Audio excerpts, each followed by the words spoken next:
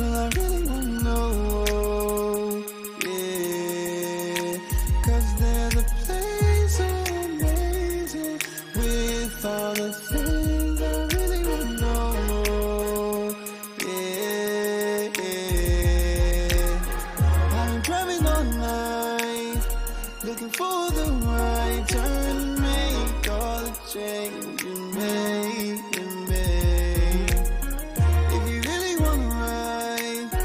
Just hold on tight and I'll take you to the place to be, Do you know what today is? It's our hidden history, our hidden history. Do you know what today is? Our hidden history, yeah. Tell me, do you know? Time running is amazing. All the things you can learn in short space, but the time's still running, don't let it waste. Yeah, you can learn with me, 'cause when I'm reading, oh, it's so amazing, so amazing. I flip the page, I see it written down again and again. I'm humble and I'm hawking it, That if you were the day, Sunday, Monday, Tuesday, Wednesday, Thursday, Friday, follow me, yeah, yeah, yeah, yeah. Follow me, yeah, to the Sabbath, yeah. Sunday, Monday, Tuesday, Wednesday, Thursday, Friday, Friday, yeah, yeah, to the Sabbath day. Then we go and keep it holy, we make it to the next day. Do you know what today is? It's our hidden history.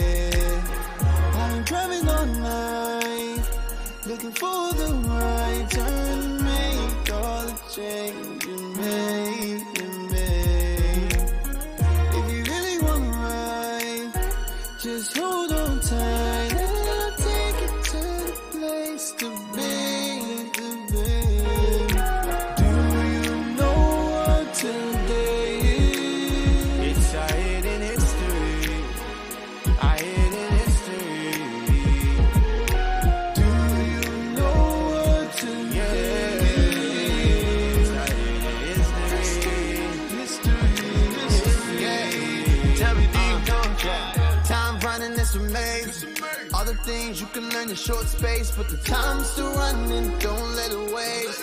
Yeah, you can learn with me, 'cause when I'm reading, oh, it's so amazing, so amazing.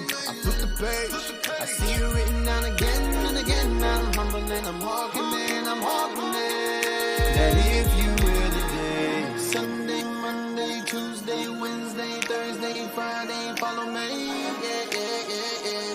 Follow me, yeah, to the Sabbath, yeah, yeah. Sunday, Monday, Tuesday, Wednesday, Thursday, Friday, Friday, yeah, yeah, to the Sabbath day. Then we go and keep it holy, we make it to the next day. Do you know what today is? It's our hidden history.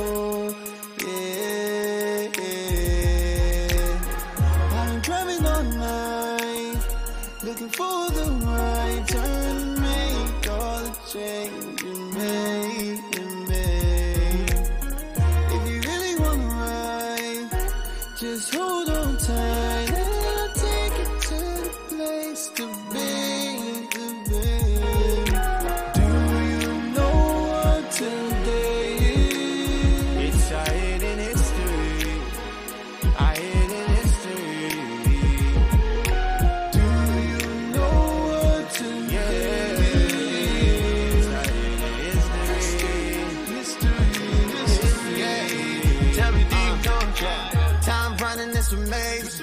All the things you can learn in short space, but the time's still running, don't let it waste. Yeah, you can learn with me, cause when I'm reading, oh, it's so amazing, so amazing. I flip the page, I see it written down again and again. I'm humble and I'm walking in, I'm walking in. That if you will today, Sunday, Monday, Tuesday, Wednesday, Thursday, Friday, follow me, yeah, yeah, yeah, yeah. Follow me, yeah, to the Sabbath, yeah, yeah. Sunday, Monday, Tuesday, Wednesday, Thursday, Friday, follow me, yeah, yeah, to the Sabbath day. Then we go and keep it holy, we make it to the next day. Do you know what today is? It's our hidden history.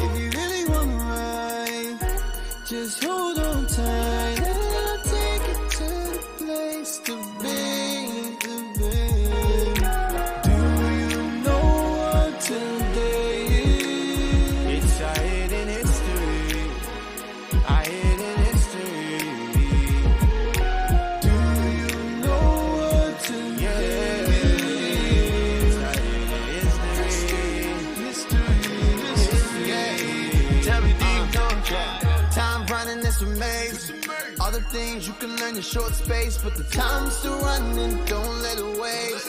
Yeah, you can learn with me, cause when I'm reading, oh, it's so amazing, so amazing. I flip the page, I see it written down again and again. I'm humble and I'm walking in, I'm walking in. That if you will today, Sunday, Monday, Tuesday, Wednesday, Thursday, Friday, follow me, yeah, yeah, yeah, yeah. Follow me, yeah, to the Sabbath, yeah, yeah, yeah. Sunday, Monday, Tuesday, Wednesday, Thursday, Friday, Friday, yeah, yeah, to the Sabbath day. Then we go and keep it holy, we make it to the next day. Do you know what today is? It's our hidden history.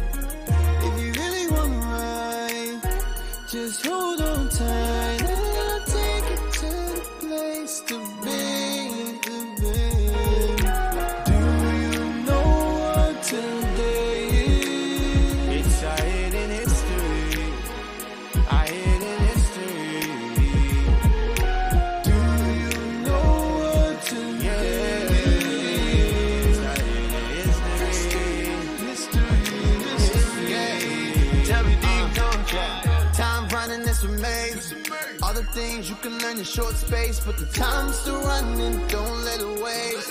Yeah, you can learn with me, cause when I'm reading, oh, it's so amazing, so amazing. I flip the page, I see it written down again and again. I'm humble and I'm walking in, I'm walking in. That if you will today, Sunday, Monday, Tuesday, Wednesday, Thursday, Friday,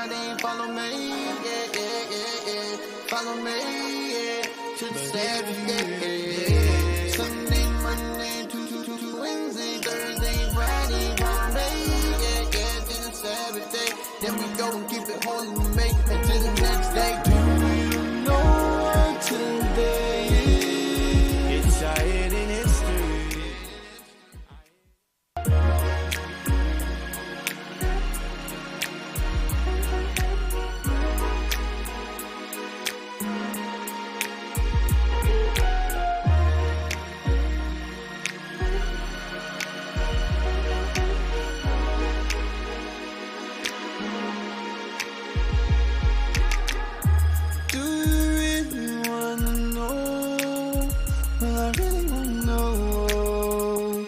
Yeah, 'cause there's a place so amazing with all the things I really wanna know. Yeah, I'm driving all night, looking for the right turn to make all the change you made.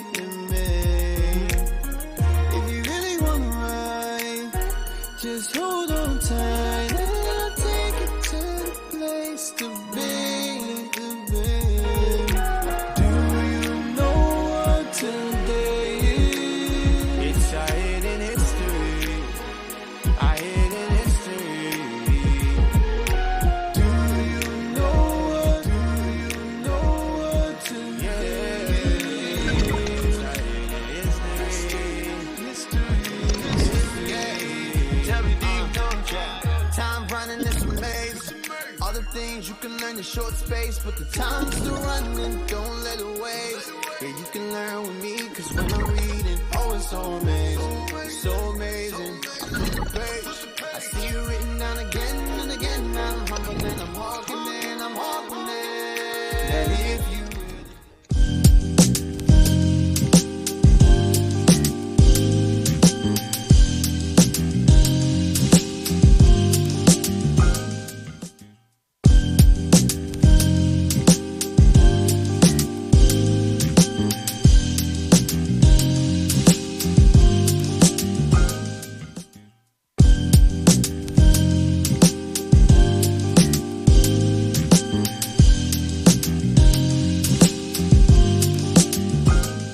Hey, shalom, Most High in Christ bless. We are back with another episode of our Hidden History radio show. You're now tuned into our Hidden History radio show. All praises. Hey, sorry for the late start. We were still finding stuff. We were still finding stuff and trying to add some stuff in. So, yeah, so we apologize for the late start. Now, hey, first I want to give a shout out to the bishop. Last night class. Fire. It's fire. That's right. It's fire. So, hey, now y'all know we the only ones that's written in the book of life, man. There ain't no other nation. It's all praises, all praises. We just got to keep the commandments, though. We got to keep the commandments and put the work in. All right. So last week we went into Claudius, the reign of Claudius. We dealing with the reign of Claudius now. And the events that happened during Claudius' reign. So we touched on the banishment when they exiled us from Rome because of a disturbance of us teaching and so forth, and a riot that happened. All right, and also we went into the one second. The famine. Yeah, the famine. We definitely touched on the famine. And what was going on. Now, I don't want y'all to forget, we're dealing with the echoes of Rome, okay? And what we're doing is paralleling what was happening during the Roman captivity, and we're paralleling it what's going on today. Why? Because ancient America is an extension of ancient Rome, all right? So that's why, hey, let's get that scripture real quick in Revelation 13. It's like the title says, America is the echo of Rome. Yes, America is the echo of Rome. Repeating what they were doing back then. Same thing. Yep. The book of Revelation, chapter 13 and verse 11. Start verse 12. No. Give me 3. Verse 3? Yes, sir. Book of Revelation, chapter 11 and verse 3. And I will give power unto my 2 witnesses. Start at verse 2. I'm sorry. Start at verse 2. Yes, sir. Verse 2. But the court which is without the temple, leave out. Where you at? 13. 13 and 2?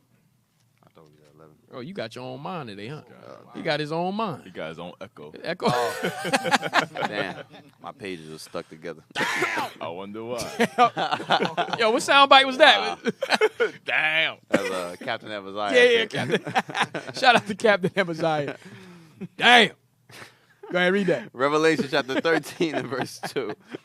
And the beast which I saw was like unto a leopard, and his feet were as the feet of a bear, Uh-huh. and his mouth as the mouth of a lion.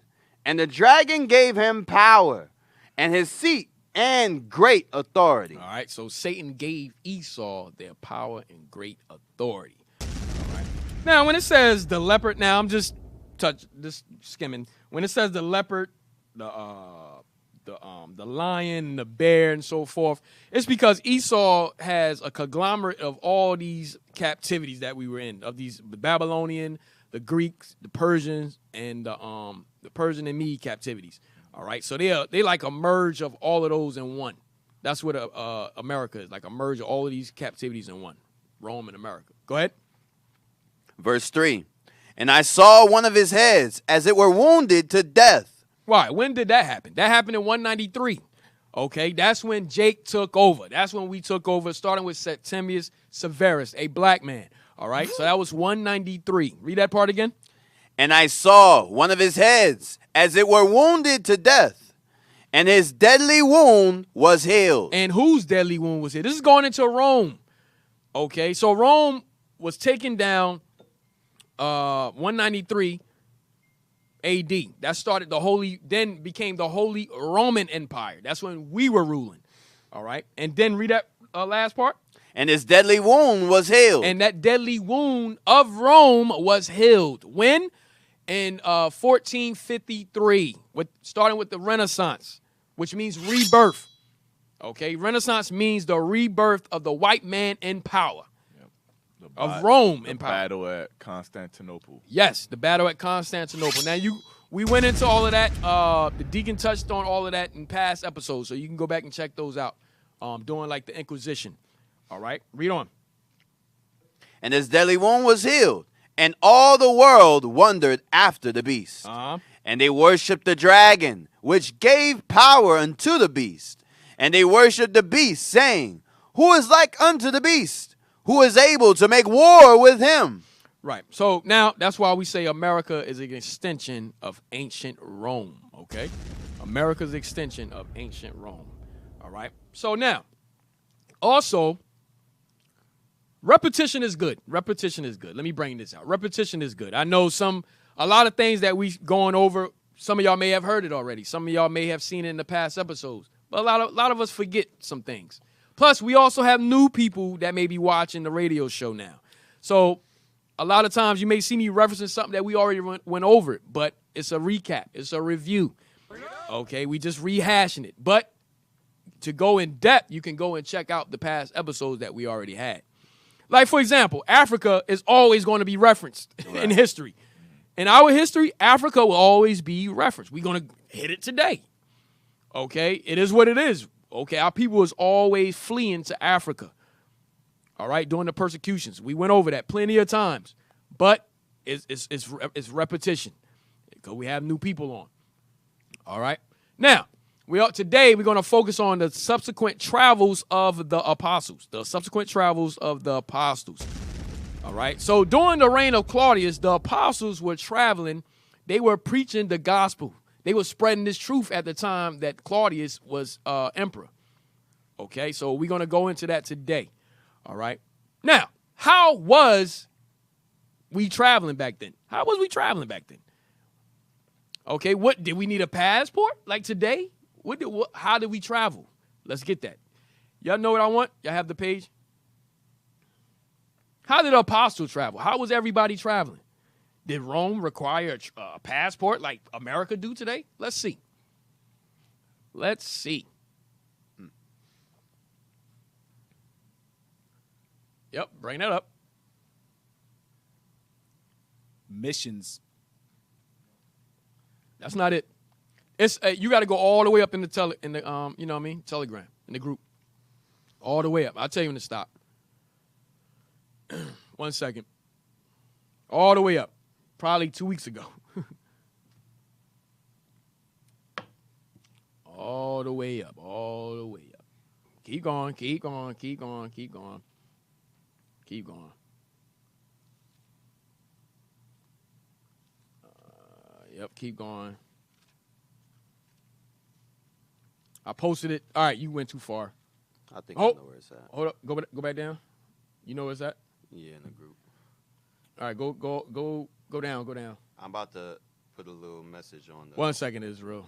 Look at the bottom. You see a message I sent? It goes right to it. Yep, bring that up. Watch this.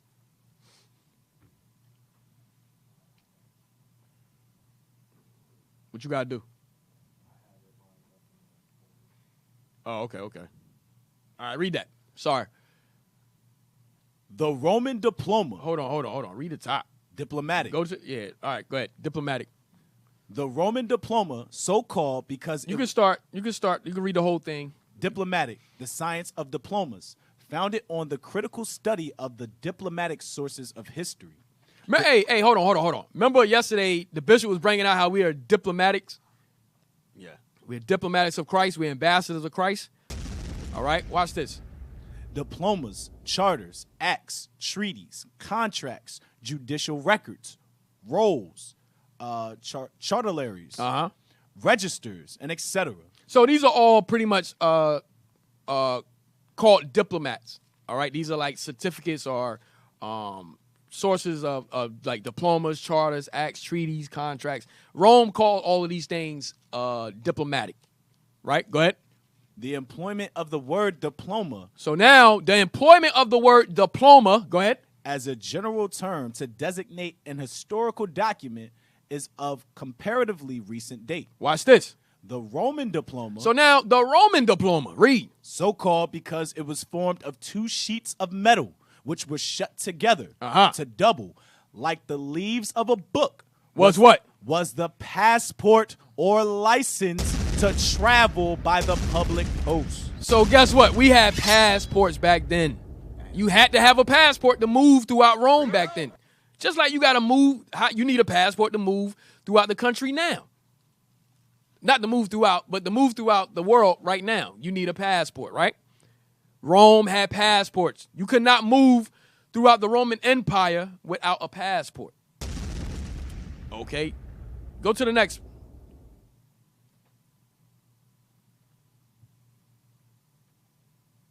I don't want that one yet. Give me the other one. It's another one. Should be. Yep. Bring that up. You can read. You can start. Read the whole thing. Where you going? I told him he could start at the top. Where you going? Passports through the ages. So passports through the ages. Read. Passports can be traced back to the Holy Land, more than 4 centuries before the beginning of Christianity. About 450 BC, the king of Persia appointed the Babylonian Nehemiah the new governor over Palestine. Read. Nehemiah requested and was granted a letter of safe conduct to ensure his safety. So they saying when Nehemiah requested leave to go back to our country to Judah.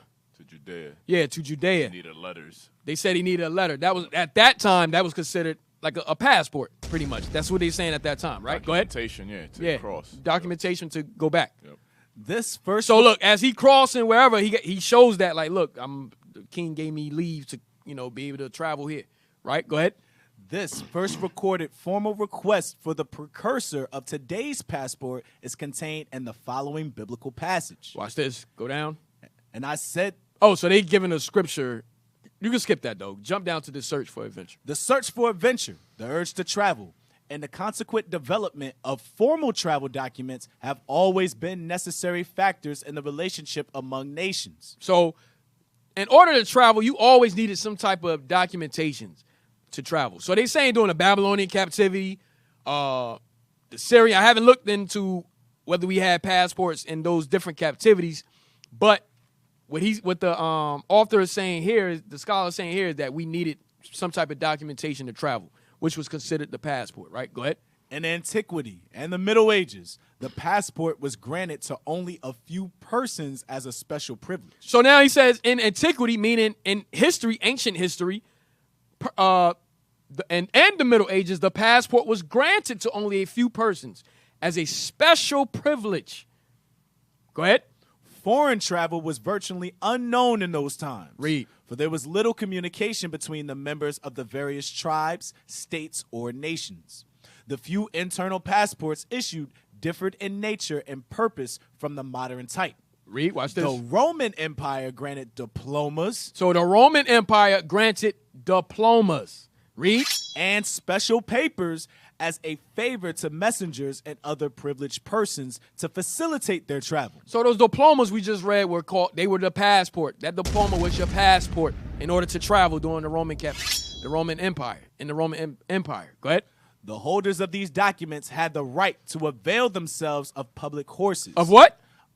To avail themselves of public horses. So you can go and request some type of transport, a horse and carriage or whatever, if you had a document, if you had a passport, right? Go ahead.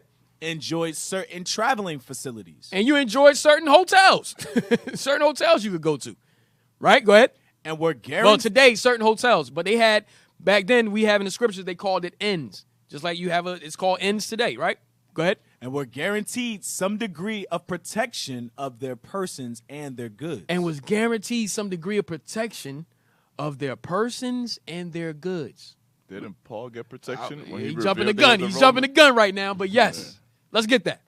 And also, he got police Wait. escort. That goes in. That's why. Yep. Matter of fact, don't go there yet. Don't go there yet. Give me the other one. Give me the other one.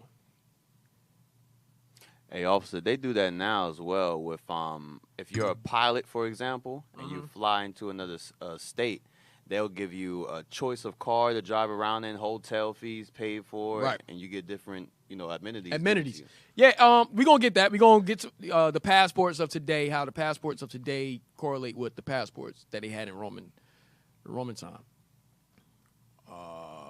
Even today, with those that are called diplomats, they get immunity from certain things. Yes. I mean, that's the extreme. That's Yes. the extreme form. They get their own license plate. They get their own motorcade. Right. They're immune from any kind of crime and all this other stuff. They get special privileges. Special privileges, same That's, thing. That's the high end of Hey, that stuff. Can y'all look that up on the side? Are you able to do that while And we on read a this? different note, real life, when we went to Cuba, when they saw that we were all Americans, Yeah. they were hesitant. They're like, you Damn. can tell they're like, damn, Yeah, we really can't mess with them like yeah, that. we gotta chill They out. held us for a couple hours and like, you know what, just chill out. Don't do it again. To show you the power of the passport, of America's passport, man. Yep. All right. Are y'all able to look up how today, the passports today, they not able to do that? Damn, we ain't got that type of team today. Huh? Say it on the mic, man. We need another monitor on. We need another monitor, huh? Well, another monitor, like a person or We talking about an actual screen. Monitor. Oh, we ain't on that level. Yeah, we Nazareth and Philly on. Oh, shoot. All right, brothers. Anyway, go back. We're not done. I'm so ashamed to say that. Yeah, right. Hey, certain passports have more powers than others too. Yeah. Hey, I looked that Different up. Countries, yeah. Certain countries get more You don't powerful. need visas if you have this passport Yep. to go here, there. So, We gonna get that. We gonna get that. How the passports today Have power. have power. Hey, read this real quick. Just the highlighted part. And No, go down to the bottom. But other interpretations have been suggested. Viz. 5. Some take it to mean the Old Testament, the book or Bible, and they derive from which is equivalent in Greek to liber, Go up. bark or book in Latin. And 6, others would render it the Roman toga, the badge of a Roman citizen. The badge of a Roman citizen. Watch this. And follow it up by taking the or parchments Or parchments. Read. to mean the diploma. To mean what? The diploma Of what? of Paul's Roman citizenship. Paul had a passport. Paul had a passport. He had to prove it somehow. He had to I'm prove a it Roman somehow. Citizen, and that they'll do like, Well, yo, you- I bought this Right. with a price. How you get that, What yo? do you think he showed? His passport. Hey, give me 2 Timothy 4:13. Hey, and find the scripture also where Paul he got a police escort. Find that. In Acts. That's in Acts. Yeah, when they tried to kill him. Yep. Fasten. 2 Timothy 4:13. The book of 2 Timothy, chapter 4 and verse 13. Let me get it. Hold on. Yes, sir.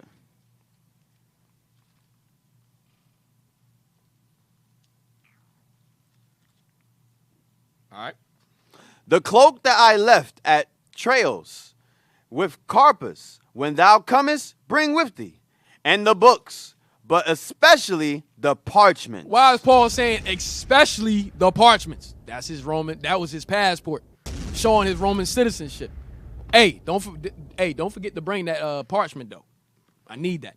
So what they saying is that was Paul's passport that he was requesting, like saying especially bring that bring my passport, which is my Roman citizenship. Don't forget that. Hey, leadership been pushing, brothers. Yo, get your passports. Hey, I'm gonna get that. He been pushing. Get your passports. Paul knew the importance of that. He said, "Yo, don't forget the parchment, because without that, I can't travel. I can't preach travel. this gospel." So, and that was his way of showing, like, look, I'm a Roman citizen. Mm-hmm. So what are we showing? The apostles had to have passports in order to travel.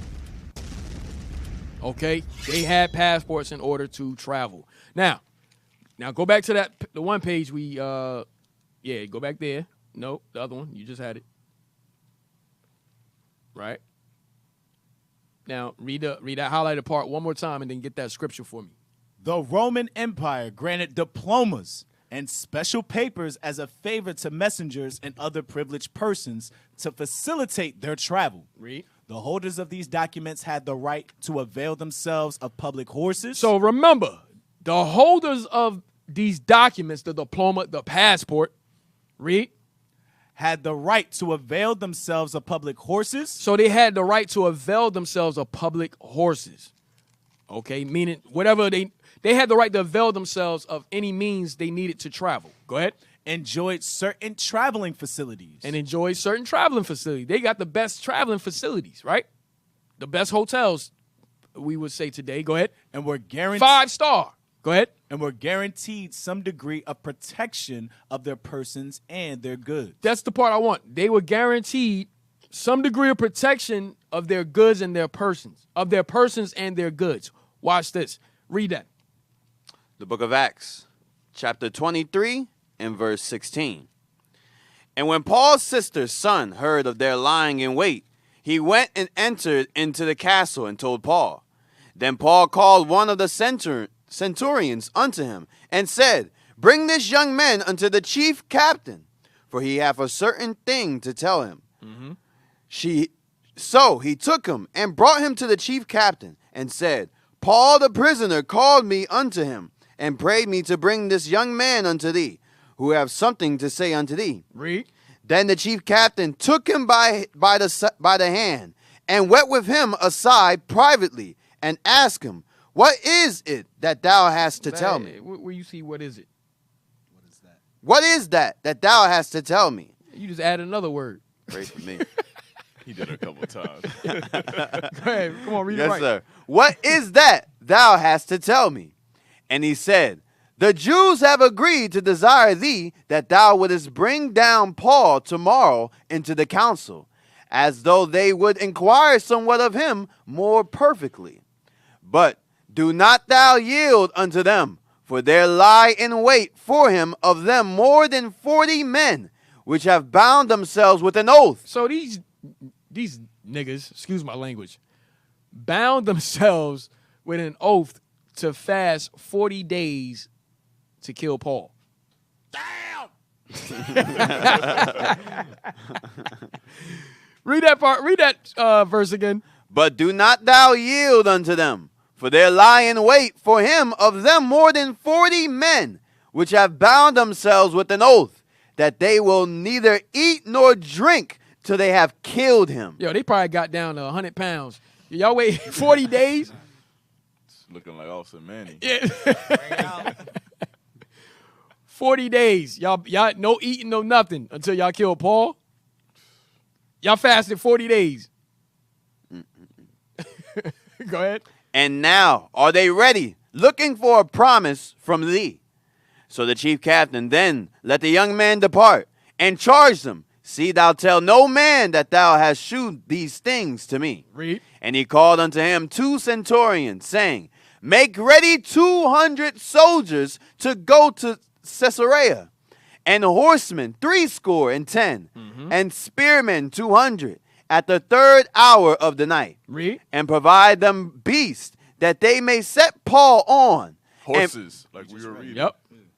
that they may set Paul on and bring him safe unto Felix the governor. And bring him safe. Unto Felix the governor. How was Paul able to do that? How was he able to make those type of moves? His passport. His parchment. His parchment. Yeah. Hey, don't forget to bring them parchments, man. You bring the cloak, but also bring the parchment. The parchments are papers. Look up parchment. Hey, officer, too, the chapter before explains that he got this because he was a Roman citizen. Read it. Acts chapter 22 and verse 27. Verse 25. And they bound him with thongs. Paul said unto the centurion that stood by, Is it lawful for you to scourge men that is a Roman and uncondemned? When the centurion heard that. What verse you at? Verse 25. Okay, read on. When the centurion heard that, he went and told the chief captain, saying, Take heed what thou doest, for this man is a Roman. He's like, yo, hold So, up. how do you think that played out? Paul probably had his passport, like, huh? Exactly, like, Yeah. yo. Is it lawful for you to scourge a man that's a Roman? So he probably looked at his passport like, oh, shoot. Boss. Yo, we got one. We got to be careful. Just like the officer was bringing out when they went to Cuba. Right. They had to take a step back, like, oh, snap. Yo, they came in with the paddy wagon with like 30 men with the what's it, the little But batons baton and whatnot. joint. And then as soon as they saw our passports, they're like, I sit down and they're looking at, they're like, Can't they be didn't know really- what to do. We can't really mess with him like that. Right? So that's Paul was showing them his passport, man. Right. All right? So he's showing them the passport. It's- Go ahead. That's a little more if you Go want. ahead. Yeah, read that. Go ahead. Verse 26.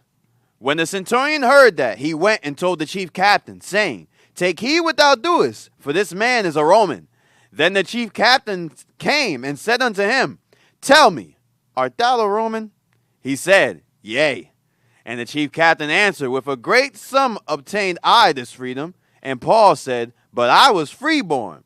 Then straightway they departed from him, which should have examined him. And the chief captain also was afraid after he knew that he was a Roman. Damn. And because he had bound him. He like, damn. Yo, what did we just do? That's why he treated him so good in the next Right. chapter. He like, Yo, he we like, got listen, all these horses, right, the got all. spearmen. Hey, get him everything. Yeah. Yes, sir.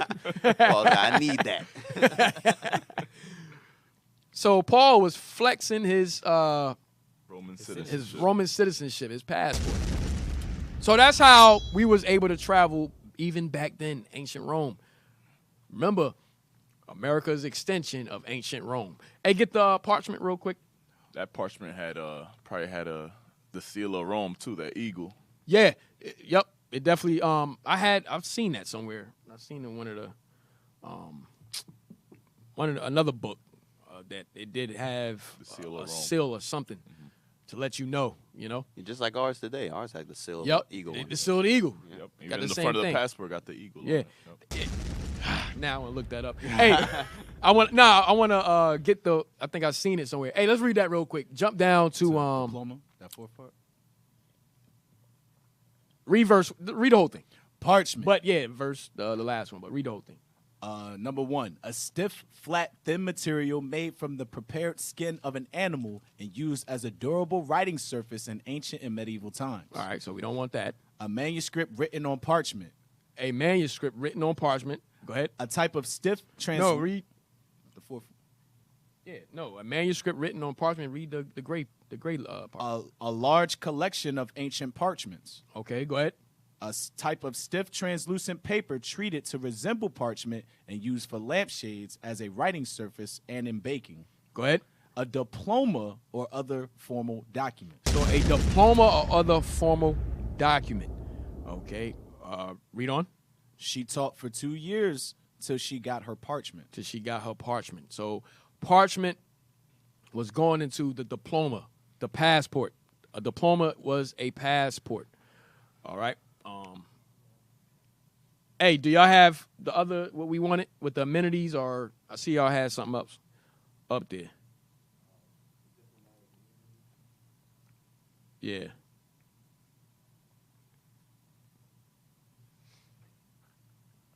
Look at it. I looked up the etymology of diploma. It says state paper, official document, a state letter of recommendation given to persons traveling to provinces. Yeah, Right. that's the etymology of diploma. Hey, I'm about to send y'all something else. 1 second.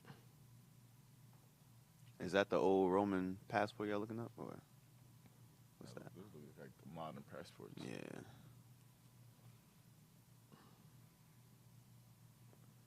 I was really looking into this thing, man. I was really looking into this. Hold on.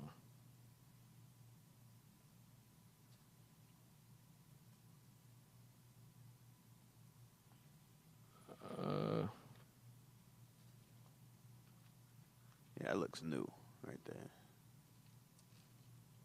Hey, pull those pages I just posted.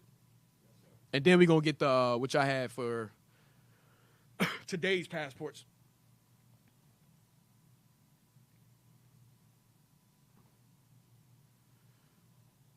Go to the other page first. Other page. Right there. So it's 175, and then read that. Saying this is still going into the passport with Paul. This is another book. Go ahead. Take, for example, that notable glimpse of this easy familiarity and intimacy given us at the close of the epistle. So he's talking about 2 Timothy, what we just read, 2 Timothy 4:13. Go ahead.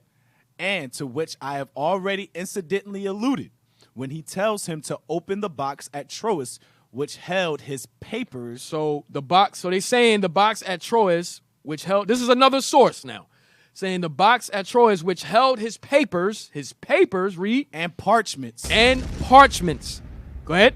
Probably his private memoranda. So this is Paul. Say it probably held his private memoranda, read. And journals. Including, it may be, the diploma of Roman citizenship. His passport.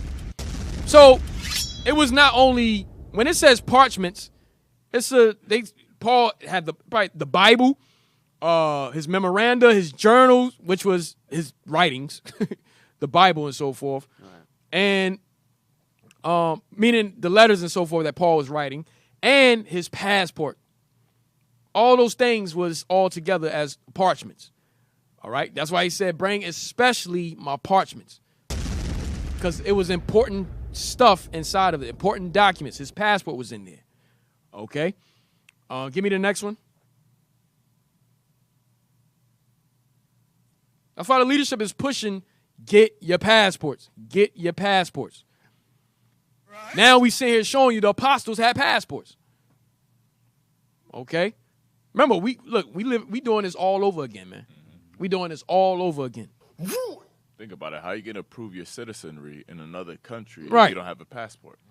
You can't pull out your driver's license. Yeah, I'm from Philly. Yeah. I'm from Philly, y'all. You need your passport. From Jersey. Hold up. You in India, they looking at you like, what the hell Philly at? What is Philadelphia? Yeah. I don't care about Philly. Go ahead. Diplomatic immunity is a principle of international law by which certain foreign government officials are recognized as having legal immunity from. Oh, man, I said get the other. Y'all don't pay attention. Give me the other page. Not this yet. I'll let you know when to get this. I had another page that I put up on the group, group. What's it? Amasa made that back there? Right here, yeah, right here. Just blow that up. I'm just getting more on the passport. Back in ancient Rome.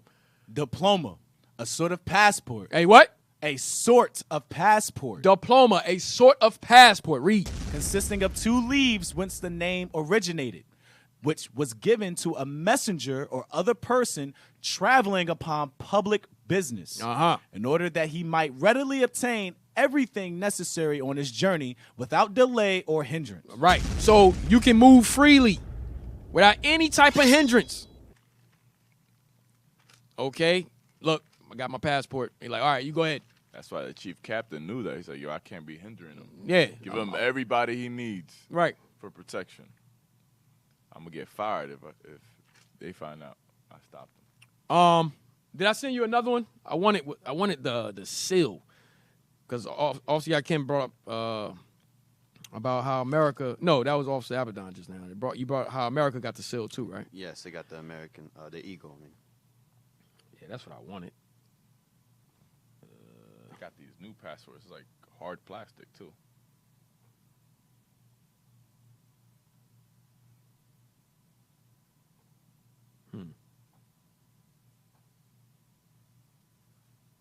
All right, whatever. Get the diplomatic immunity. And there's another site that shows the power of all passports. I want that too. That shows the power of every passport today. Diplomatic immunity is a principle of international law by which certain foreign government officials are recognized as having legal immunity from the jurisdiction of another country. It allows diplomats safe passage and freedom of travel in a host country and affords almost total protection from local lawsuits and prosecution. You see that? It's called diplomatic immunity. They had that in ancient Rome. You had diplomatic immunity with your passport back then. All right? You can travel to and fro without any type of hindrance. Okay? If you needed some type of protection, okay, that's what you got, diplomatic immunity. Back then, likewise today. All right? Is there more on that? Read on. Diplomatic immunity is one of the oldest and most widespread practices in international relations. Most civilizations since antiquity have granted some degree of special status to foreign envoys and messengers. You see that? So even back then, there was granted some type of special status to foreign envoys and messengers, meaning ambassadors. Okay, so ambassadors always get what? Diplomatic immunity. Go ahead. It is designed to facilitate relations between states by allowing their respective representatives to conduct their duties freely and safely, even during periods of political tension and armed conflict. Moreover, such protections are generally understood to be reciprocal and therefore mutually beneficial. Right. All right, so give me the power of the passport. You ain't got to put in nothing crazy. You could just say, I just want America. I don't want nothing. Just said, put in the power of America's passport. And then we could get the global passport later, but put in the power of America's passport. Let's see what comes up. If y'all got anything to bring out, you can bring it out now. you talking about us or them? You. Y'all, the panel, man. What they going to bring out in IT? I thought they trying to bring up a book or something. I got something. Hold on. I'm about to pull it up. Hey, also, just speaking on that, the power of how important the American Passover is. Passport. Hey, yo. Passport is. He ready for Passover, y'all. Yeah, all praise. praises. Yeah, all praises. Is that it The already? American Passover. Hey. Y'all bear with me, y'all. Was that what you wanted already, officer? Go ahead and say what you going to say. Oh, no. Because I knew a person, Oh, God. when they first came in the truth. I knew a man above. Yeah. Talk about yourself. No. You don't know this person. Trust me. Anyway, he tried, to leave the country with a different passport. And because it wasn't an American passport, he got escorted out of that airport. Oh, I know this person. You sure? Yeah. Anyway, that's the end of the story. All praise. Yeah. Yeah. I know this person. No. You don't know. Yeah, I I know. don't know, man. I know him. Hey, anyway. Yeah, pull it up. My man had a passport with a crayon. My man had notebook paper. We's married. Pull that up. Yeah, I know what you talking about. Nah, man. All praise that brother repented, man. Oh, yeah? He in Philly? No.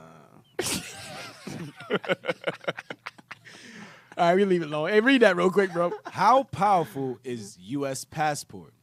U.S. passports are considered an all-powerful golden ticket by some, but according to recent data, it's actually the 8th most powerful passport internationally. So read that again. How powerful is... Hey, click on it. Click on that site. All right, come on. U.S. Load up. Hold on. Yep, there it is.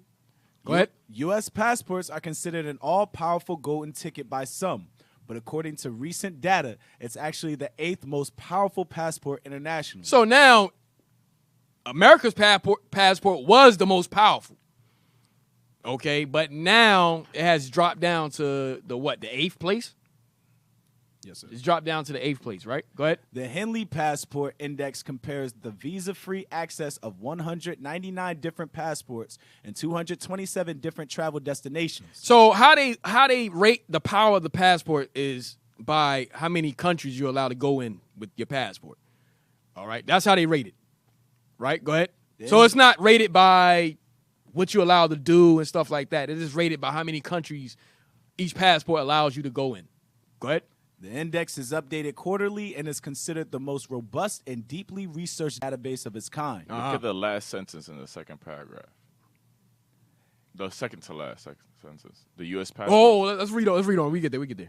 Let's read the whole thing. With data supplied by the International Air Transport Authority. The most recent update revealed that the power of the U.S. passport has dropped 2 spots from the 6th position down to 8th. So, hey, letting you know America's on decline. Yep. That's what it's letting you know. Yep. America is on the decline, man. Age of decadence. Age of decadence. That's right. You know why? Because keep reading, like obviously Ken just brought out. The ranking is determined by the number of countries or territories where no visa is required for passport holders from each country or territory. Read that again. This is how they rank the passport, the power of the passport. Read it again. The ranking is determined by the number of countries or territories where no visa is required for passport holders from each country or territory. So it's like I said, it says the ranking is determined by the number of countries or territories where you don't need a visa. Okay, where no visa is required. Go ahead. The U.S. passport was ranked number 1. It was what? Ranked number 1. So the U.S. passport was the most powerful passport when? For many years since 2006. You see that? It was ranked number 1 before. It was always the most powerful It passport. says many years, so it's probably just recently. that It's it started recent. dropping. Yeah, this is recent now. And it's just number 8 out of 200-something countries. Yes. Number 8. That's It's still high. powerful. Yeah, That's it's still good. powerful. That's still good for the U.S. passport. But to show you, America is in decline. It's in the age of decadence. It was the number 1 passport, just like in ancient Rome. Right? Go ahead. The first year of the index, but has been steadily decreasing since. You see that? It's still, I say by next year, life lasts, it will drop down to probably, 10th? It's going to keep going down. These other countries are stepping their game up. They're getting mad at the U.S. Yes. for what they're doing. So you're like, you know what? They're cutting I ain't ties. gonna give you Like, all right, access, we yo. don't give y'all access Right. to our country no more. Well, that's the number of countries. Yes, so we're gonna read that. Go, read on. Here is the most up-to-date ranking and score. Watch this. Singapore, 192. How the hell Singapore is in Southeast Asia. Southeast Asia, but they're ranked number 1 passport? Read. Germany, Italy, and Spain, 190. So the 192 is letting you know how many countries. You could go into 100. You can access 192 countries with the Singapore passport now. Go ahead. Number 3, Austria, Finland, France, Japan, Luxembourg, South Korea, and Sweden, 189. Now, hey, read on. Number 4, Denmark, Ireland, Netherlands, and the United Kingdom. Now that's still Esau. Now that's the Oh, 10. yeah, that's but- the 10 horns. The majority is Esau. Esau. So Yeah. it's still ranked. Esau is still ranked up there, right? Remember, this is Esau Empire. Yep. So it's still ranked. They still up there, right? Go ahead. Number 5, Belgium, Czech Republic, Malta, New Zealand, Norway, Portugal, and Switzerland, 187. Esau. 6, Australia, Poland, and Hungary, Esau. 186. Hey, so Esau still hold the power, Yep. Yeah, regardless. regardless. No dark races whatsoever. Yeah, right. Go ahead. Boy, ain't no way, boy. Number 7, Canada and Greece, 185. Number 8, Lithuania and United States, 184. So we want to focus on the U.S. We want to focus on here of America. The U.S. of the United States of America. Babylon the Great was the most powerful, but now they're not. Okay. Go ahead. Number 9, Slovakia, Latvia, and Slovenia, 183. Number 10, Estonia and Iceland, 182. All right, go down. Read that. Countries are tied in certain positions because they access the same number of countries or territories visa-free. The United States is tied alongside Lithuania for the 8th spot, with visa-free access to 184 countries. The most powerful passport is the Singapore passport, which has visa-free access to 192 countries. So they consider, like I said, they rank it by visa-free access. That's how they rank it.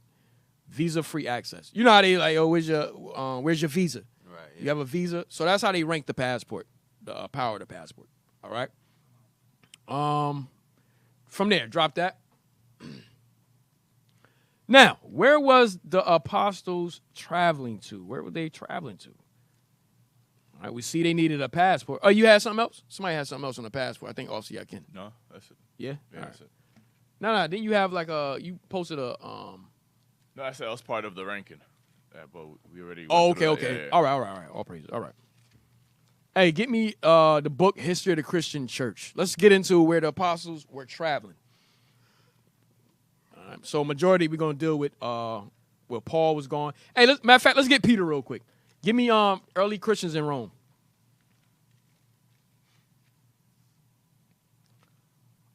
Early Christians in Rome.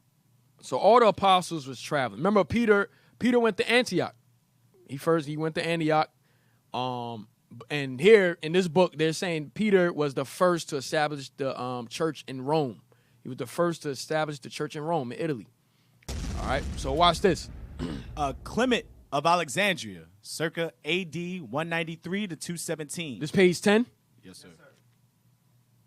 Yep, all right, read that. Hepatoposis, quoted. Who?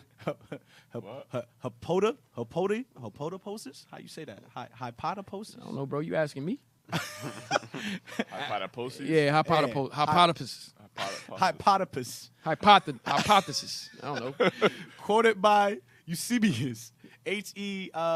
Yes. Tells us how. Hey, come on, man. Y'all got to learn y'all Roman numerals, man.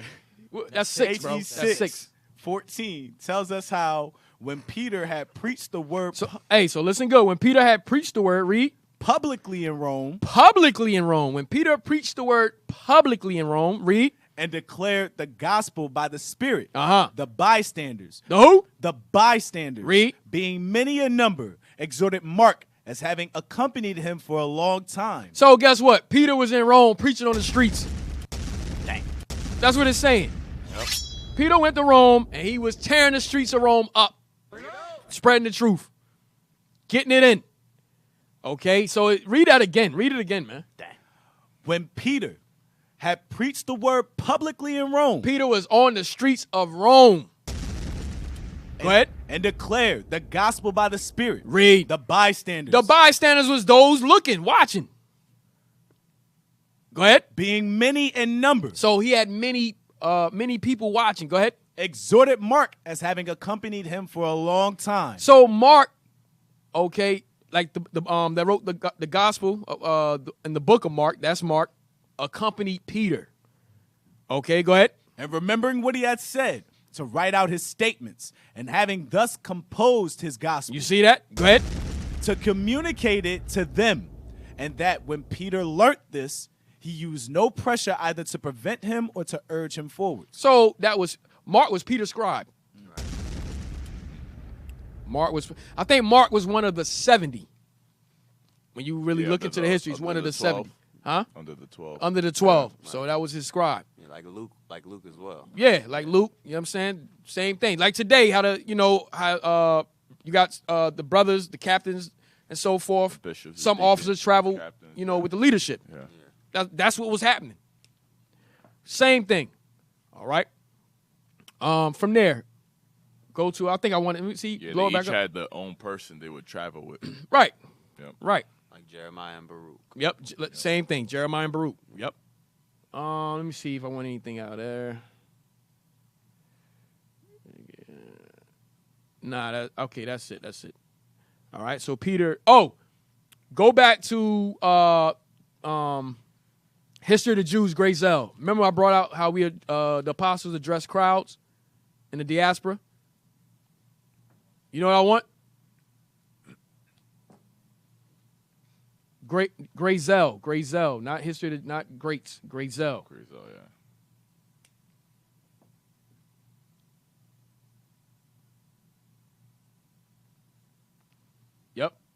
Yep, blow that up. The results of religious success. How Judaism. You want me to just read the highlights? Start the whole jump? Yeah, go to the next page. Let me see something. Blow it up. Go down. I want where they address crowds. Go back. Maybe I'm missing something.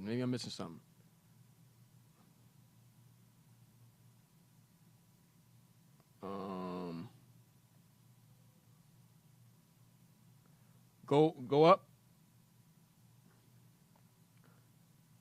All right, go to the next page. It's on one of these pages, bro. We brought it out.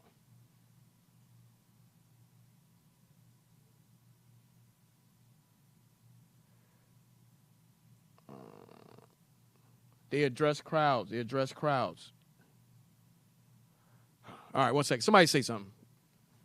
Hey, that book we just read too, when it said that there was the bystanders cheered on, that showed that they was obeying what Christ said when he says, "Go out to the highways and byways." It's talking about street teaching.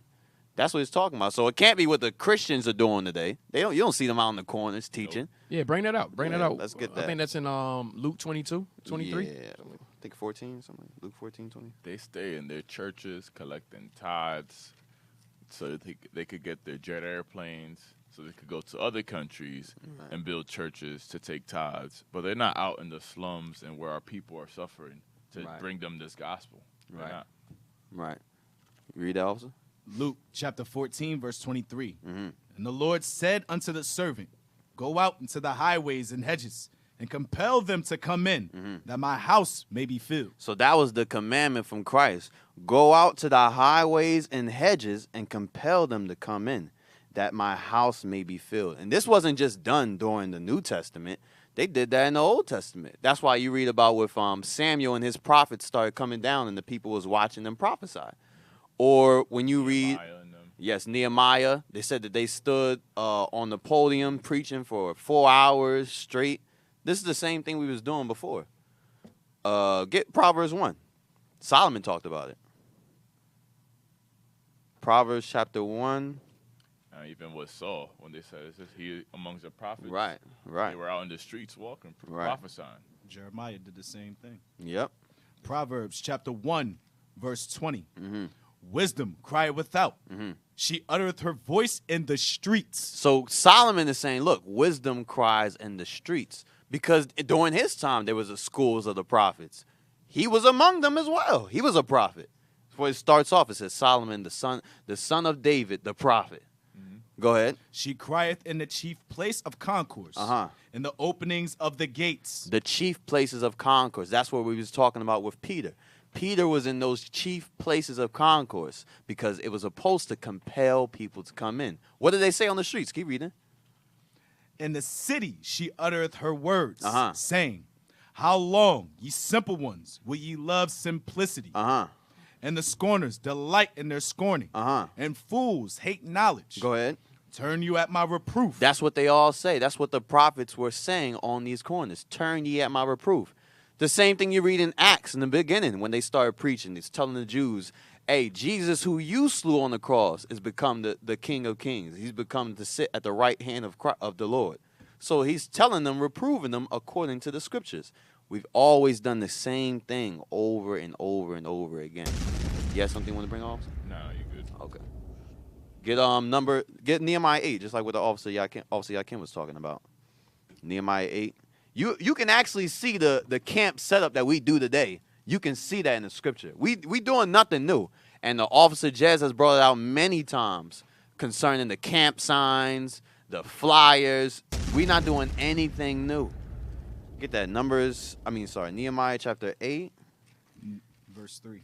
Yes, read verse 3. Nehemiah chapter 8, verse 3. And he read therein before the street that was before the water gate from the morning until midday. So that's the same thing we do. We out there early in the morning. Like it says in Ezekiel, he's sending his prophets up, rising up early. Jeremiah 44:4. Yes. Go ahead. Before the men and the women, and those that could understand, and the ears of all the people were attentive unto the book of the law. That's where you see those crowds gathering. Everybody's listening to the word. Damn, we never heard the word like this before. Right. Yep. All right. Hey, we're gonna take a quick break. All right. So if you could call at 267-702-6121. All right. You could call us at 267-702-6121, or you can send a text. Make sure if you call a text, it's pertaining to the class. All right. Don't ask no deep stuff. All right. We're gonna just hang up on you. Right. Hey, we got to get that sound bite, the toilet John flushing. We got that? Yeah, we had that, right? We had that for a minute. All right. Hey, so we'll be back. We're going to take a quick break. All right. Shalom. Shalom. Shalom.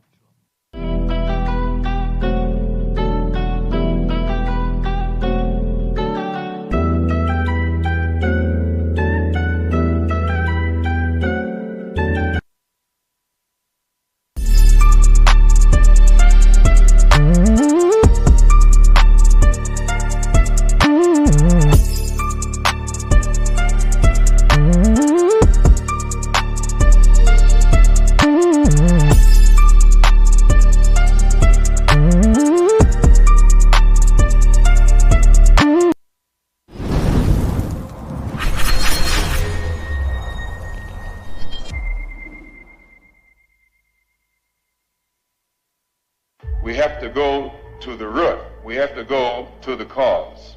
Dealing with the condition itself is not enough.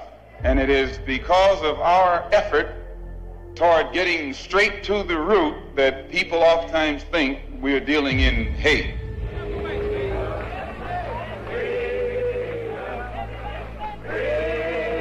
Brothers and sisters, for generations we've been a people living under the weight of oppression. From the days of Marcus Garvey's call for unity, to Martin Luther King's dream of freedom and equality, to Fred Hampton's unyielding fight for justice. We've been relentlessly pushed down, but we have never been broken. In these trying times, God has sent us a torchbearer to guide our path. Today, I introduce to you a beacon of hope. Bishop Nathaniel. With unwavering faith in Christ, he is here to lead the nation of Israel back to our rightful place by teaching us the sacred laws that have been our birthright and our salvation. Christ was the truest of all revolutionaries, and each one of us have to pattern ourselves in his image. Under his guidance, we will walk a path illuminated by the word of God, not the false promises of man. In his hands, the legacy of our past fuels a righteous and spiritual future, a future where we stand tall as children of God, as true Israelites, as free and dignified people at last. What is a revolutionary? Well, there's two words found in the word revolutionary. Revolve, as in change. We're changing the minds of our people. We're revolting against all the lies this system has taught against us. The Bible prophesies about 144,000 true revolutionaries. And finally, my brother, be strong in the Lord. His word, his word, his word, his word, his word.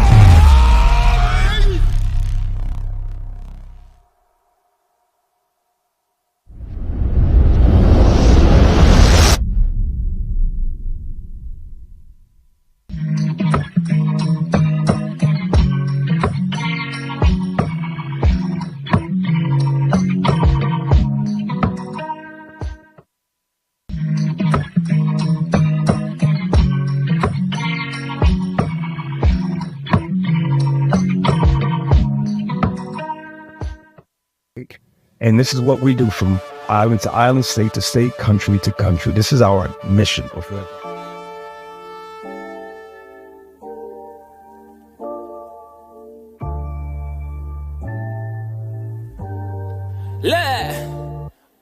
Fly through the air as I head to fulfill my purpose, to shake the whole earth with a boom when I hit the surface. They trembling nervous, they know I'm coming for certain, to murder all these niggas, devour all of these serpents. I patiently waited to turn up with fervent heat. Now that I'm activated, I'ma blow cause it's World War III. I hear you weeping, you're mourning, your nationality, Hiroshima and Nagasaki ain't got nothing on me. I was raised by chemists, I was made for the judgment. Don't be testing my limits, don't be pushing my buttons. In the Bible they call me flame and rebuke, and you know that that's the truth, but my homies call me nuke. I was sent here to destroy pleasures and in the day of darkness, even darker than when the day began. Annihilation, no time for a back. I mean, what I just witnessed, it was pretty powerful. Black men, like that discipline. When you form like I just seen, it sends a strong message. Because I know it's hard for us to even visualize this. We have never seen a movie, a comic where we've done great things.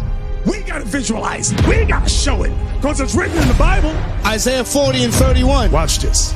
But they that wait upon the Lord. And here is the patience and faith of the saints. They that wait upon the Lord shall renew their strength. Shall renew their strength. They shall mount up with wings as eagles. And shall mount to, what you think that means? Have you ever seen a man fly?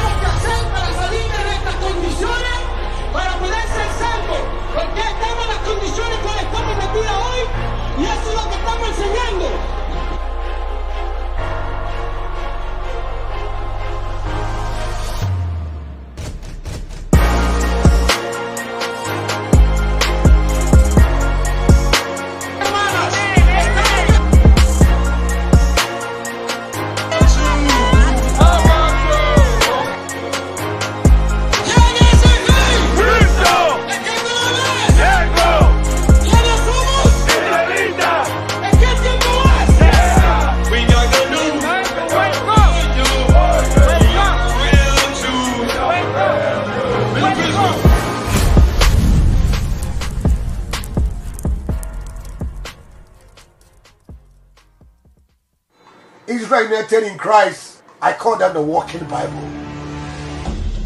The problem, people think they have a thought process. God don't care what you think. He says, do my will. Don't say things you think is in the Bible. Unity, that's what the term Israel united in Christ, because Christ is our king, and he's our black Messiah. We went to a TV show and the callers asked me how can they join this truth. Israel United in Christ is in for the truth, and it needs to be out there. Everyone has to hear about this. Today was the grand opening that our people may come, know who they are, according to the Bible. God calls us the Israelites, the 12 tribes of Israelites. Now we are lost sheep. We have to go back to encourage ourselves that we are Israelites.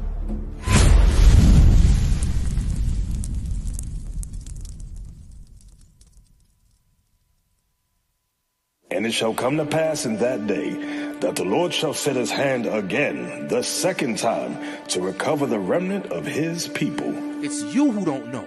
It's you Afro-Syrians who don't know your history. And going to the other side of India, you see the Dalits as well as the Siddhis. Same thing on the Eastern Hemisphere. Mass incarceration, police brutality, lynchings, convict leasings. You brothers and sisters in South Sudan, your heritage goes far deeper than where you live. You are the children of God. Ein Herz, das arge Ränke, was sind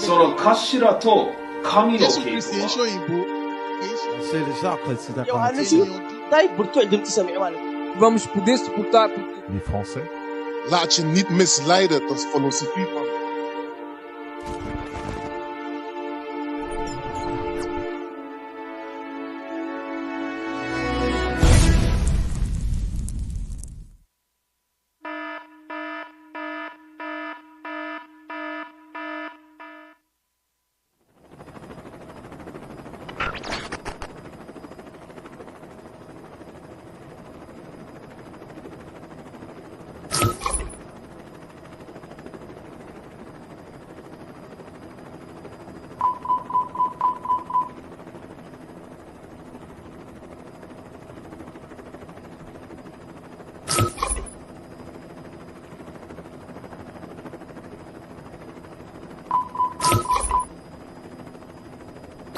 Shalom Israel, Most High in Christ bless. Deacon Isaac here. We are in India, live in India. Sole purpose for coming out here is to gather the elect of our brothers and sisters scattered in the diaspora, also known as the seedy people. Ever since 2003, the Most High in Christ move the spirit of Bishop Nathaniel, the founder of IUIC, with one sole purpose, and that is to gather the elect of our people, which are scattered throughout the four corners of the earth. One motto that we follow in Israel United in Christ is vision, action, and reality. So there's no more time to be fighting over a corner, what you see going on in the States. We have brothers fighting over corners. The Most High said in Ezekiel chapter 11, verse 16, that he shall be a sanctuary to us where he has scattered us. So what's the purpose of us being here? Not only to gather our people, but to leave them a refuge, leave them a place here, a sanctuary that they could come together, gather themselves together in these last days to learn their nationality and to learn who they are. So you brothers and sisters who follow IUIC, continue to donate, continue to support the mission, and help us establish a sanctuary here amongst our people. Shalom.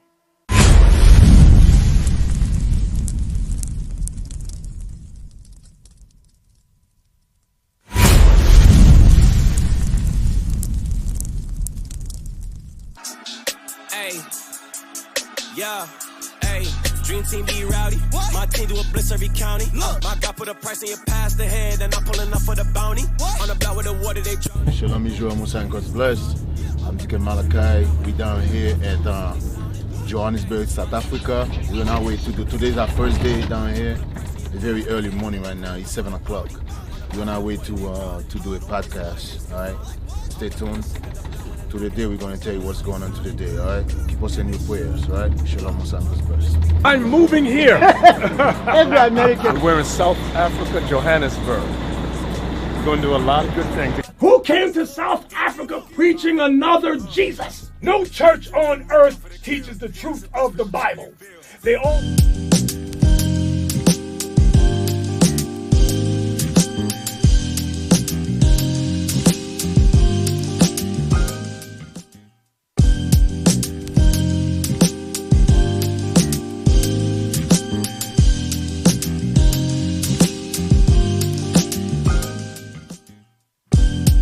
Hey, Shalom, we back. We back from break. Back from break. All praises. All right. Hey, so get that page for me. Because we just finished off Sabbath was going in a couple of scriptures of how Christ commanded us to teach in the streets. All right, to teach in the highways and the byways, which is the streets. That's what we do. Remember, a couple of shows back, I brought out how the prophets were, we had camps, man. We had camps. We taught in the streets. We had signs and so forth. All right, we living this all over again. We living this life all over again. It says in Isaiah that our sons shall lie at the head of the streets. Right. That's where they're gonna be at. That's where we gotta gotta go. That's heavy, yeah. That's where we gotta go. Where our sons is fainted at. Yeah, he called them men, so we gotta go to where they at to wake them up. All right. So we just also went to the page to show that Peter was the first to go to Rome and preach on the streets. Him and Mark. All right. Now watch this. I was going to reference this page with the book Early Christians in Rome. Read that. Christianity begins in the diaspora. The Palestinian Nazarenes.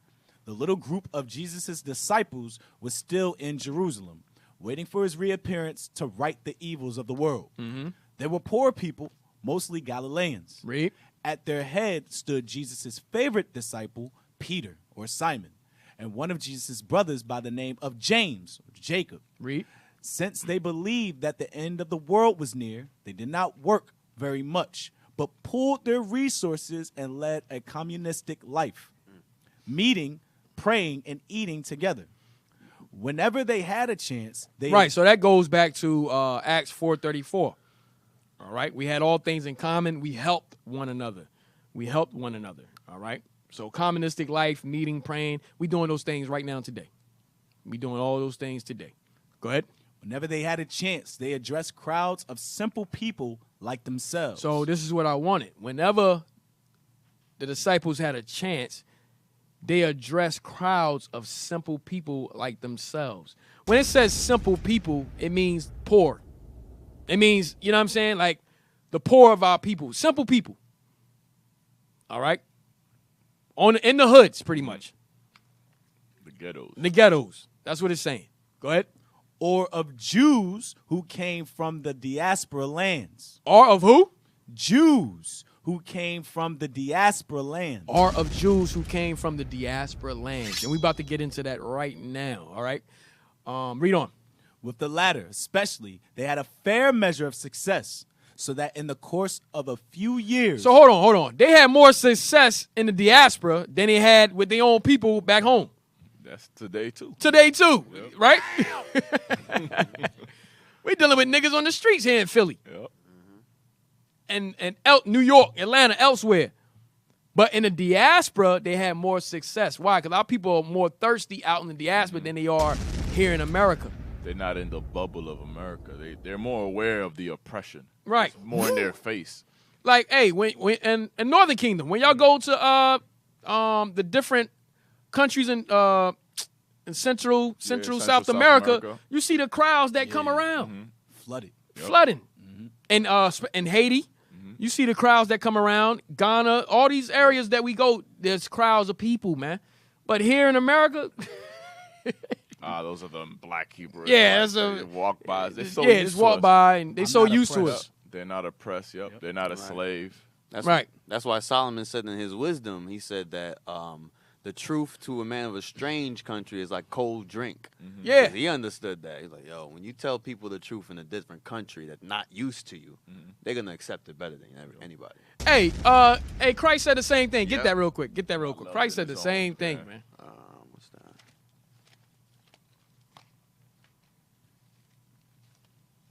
Christ said the same exact thing. You know what I want? Yeah, not without honor. Let's put without honor in your joint. Yeah. Matthew 13. Get that? Matthew chapter 13 and verse 57.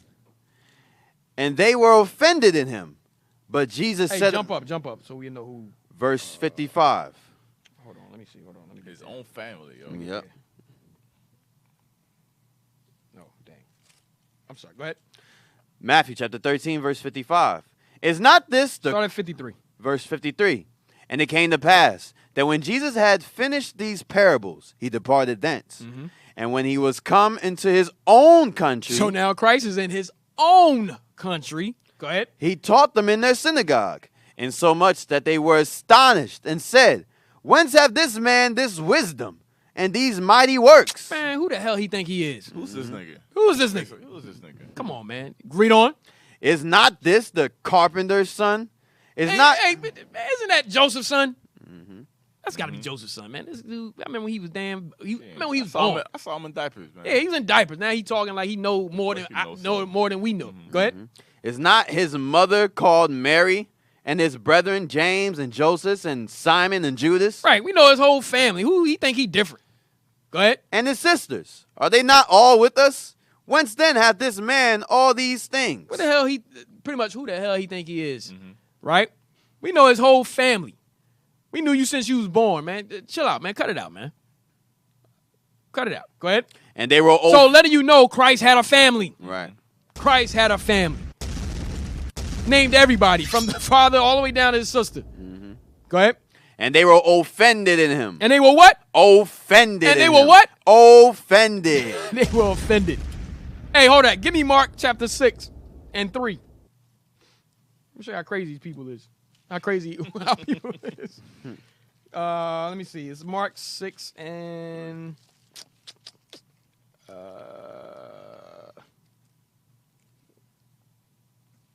verse 3. Right? Saying the same thing. Yep. What? Let me see if this is what I want. Yep. Read that. Mark, This is going more in depth than what we just read. Right. Mark chapter 6 and verse 3. So that's verse 1. Verse 1.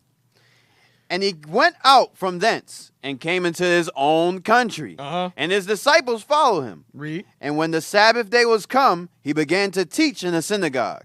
And many hearing him were astonished, saying, From whence hath this man these things? And what wisdom is this which is given unto him? That even such mighty... How this nigga get all this wisdom? Read. That even such mighty works are wrought by his hands. Is not this the carpenter, the son of Mary, the brother of James and Joseph and of Judah and Simon? Hey, hold it. Hey, believe it or not, we go through the same thing once we come to this truth, man. Yep. Now we for example, me, like when I first came into the truth, first time I was Israelite, yes, I was in the Christian church. So my uncle was like the pastor. Now I'm challenging him. I'm like, yo, we ain't got to get baptized. Yo, we ain't got to do this. We ain't got to do that. You know? So now they looking at me like, who the hell you think you? Where you learn that what? from? Yeah, where you learn this from? Who you think you is, man? Boy, Right. go out back and cut the grass. Who you think you talking to right now? So what Christ is going through, we all go through that with our family. Okay, go ahead. Verse 3. Is not this the carpenter, the son of Mary, the brother of James and Joseph, and of Judah and Simon? And are not his sisters here with us? And they were offended at him. And Jesus said unto them. So they were offended. Go ahead. And Jesus said unto them. They wasn't even happy they was getting healed. Right. Go ahead. And Jesus said unto them, a prophet is not without honor, but in his own country. You see that? So a prophet is not without honor, but only his own country. Just like we was explaining about us going to the diaspora. You're going to get more honor in the diaspora than you will in your own country. Right? Go ahead.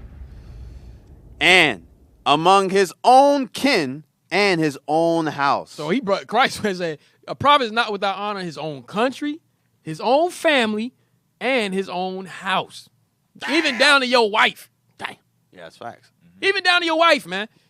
Come home from, you know. Travels. And then, yeah. What'd you bring me, nigga? Hey, officer, it's the reason why they mentioned his job occupation, too. Because it's the same way they do it. I know that nigga. He used to work at Walmart. Yeah, right. How you got wisdom now? Because Right. they say wisdom despised of a poor man. Exactly. Oh, you're not a doctor. You're not a lawyer. You don't have, like, money. If you ain't got those credentials, they're not listening to you. I ain't listening to you. Go ahead. Hey, somebody can find that scripture, bring it out. Somebody, not Officer Abaddon, somebody can look for that scripture. Poor man's wisdom is despised. Yeah. But read on. Verse 6. Watch this. And he could there do no mighty work, save that he laid his hand upon a few sick folk. That's verse 5. Yes. You want to verse 4 again? No, you said verse 6, but you read in verse 5. Oh, my bad. Verse 5. Pray for me, y'all. Math is, we talk about math. Yeah, right. Hey, that's why they despise us, man. Unlearned. Read on. Verse 5. And he could there do no mighty work. So wait, Christ in his own hood. He went back to his own hood, and he couldn't do no mighty works in his own hood. Read. Save that he had laid his hand upon a few sick folk and healed them. He just healed a few. He's like, man, you know what? This is great. Here, I'll just heal a few more, and then I'm out of here. Read on. Watch this. And he marveled. And wait, he marveled. Hey, look up the word marvel. Christ marveled. That's crazy. We so damn stupid that we made Christ marvel. He's healing us. He healing us, and we're right? like, nah. Nah. I don't want my hand fixed. You think you better than me, Why don't you fix my hand for? He fixed my hand for it. It was the left one, not the right. Yeah, he healed the hand, and they go and slap him with that same hand. Yo. Right. Read that, man. Marvel. Be filled with wonder or astonishment. Be filled with wonder or astonishment. Christ looking at them like, what the hell? Yo, he was there I for the created creation. them. Yeah, he was there for the creation. But then he sees the niggas. He's like, hey, yo, what is this? I created it. How, Sway. Go, all right, drop that and finish. Read that verse 6 again. Yes, sir. Verse 6. And he marveled because of their unbelief. So Christ wondered at them because of their unbelief. I don't feel bad then when we out there in Yo. the street and we there teaching them the scriptures and they're still in la la. They still bugging. Look, man, I don't feel bad. Just leave it alone. It wasn't meant. It wasn't meant for them. They spiritual eyes is not open. Okay, but the thing about this is that Christ himself wondered at his own people. Like, yo, what the hell? I'm actually, excuse me. I'm actually out here doing miracles and healing y'all, and y'all giving me backlash. I don't understand. He marveled at that thing. Read on. And he went round about the villages teaching. He said, "I'm gonna just teach, man." They don't even believe the miracle. They see the miracles I'm doing. They don't even care. They don't even give a damn about that. All right. They don't even give a damn about that. All right. We got that script you wanted to. Yeah, get that. Ecclesiastes chapter 9 and verse 16. Then said I, wisdom is better than strength. Uh-huh. Nevertheless, the poor man's wisdom is despised. You see that? The poor man's wisdom is despised. And his words are not heard. And his words are not heard. They don't give a damn what we talking about on those streets. All right? They don't, our people look at us. I'm talking about back home, back here in America. Our people is like, yo, what the hell? Like, you know what I mean? We get flyers. Sometimes the flyers get thrown on the ground. You know, when we teaching, some brothers be like, yo, can I talk to you real quick? You got some brother that beg. People just keep walking. Yeah. You know what I mean? Some brothers like, yo, come here real quick. Can I talk to you? But our people don't care. To your point, officer, go to Sirach chapter 13, verse 23. Because it goes back to your point, Officer Jazz, and also your point, Officer Abadiah, in regards to the occupations that we have. Right. We're poor people, they're not going to listen to us. But right. we as people that have money, then they have that open air. Yep. Read. Sirach chapter 13 and verse 23. When a rich man speaketh. Because if you look at all the idols on television, they have lots of money. When they start talking, they want to take keen air and say, oh, I want to hear what they got to say. They got money. Read. Right. Every man holdeth his tongue. They don't say nothing bad about them. Right, right. And look what he saith. They extol it to the clouds. It could be something stupid like Donald Trump, but yet and still they say, oh, that's great words that man spoke. Read. But if the poor man speak. But when we start to speak, when we start to give wisdom, read. They say, what fellow is this? Like, who are you? Who the hell are you? It's the carpenter's son. The carpenter, right. Go ahead. And if he stumble. And if we accidentally misspeak anyway. Oh, they waiting for that. They will help to overthrow him. Then they start putting See? videos. See? I know it. I know it. And that money thing, too. You'll see that on I remember we used to go live on TikTok. We used to look at the comments. Yeah, First thing they say, where y'all jobs? Why y'all out here? y'all I bet working? you they all work at Amazon. Amazon. Yep. I know they work at Amazon. Yeah. Then somebody said we only got enough money or something amongst. Somebody said something like. They I funny. remember that. Yo, it's gonna be funny. I ain't gonna lie. It was funny. I forgot what they said. I bet they only got enough money between something. They said crazy. Yeah, they said they got like $20 in between all of them. It was like 20 of us out there. Bruh, as soon as we start teaching. But that's exactly what they did to Christ. Like I said, you're not above your master. Right. Yeah. So, you know, like they call him Lord of the Flies, Beelzebub. He said, look, you don't think you any different. Right. Don't think you any different, man. So, but yeah, that's heavy. Like you got when you go on social media and you see some of these stars that be talking, man, they get more publicity than anything because they got the money. They push. That's why Esau is paying them very healthy. They paying them to push that nonsense. Because why? Our people is going to gravitate towards the person that has the money. We're gonna listen more to them. You understand? So that's what's happening.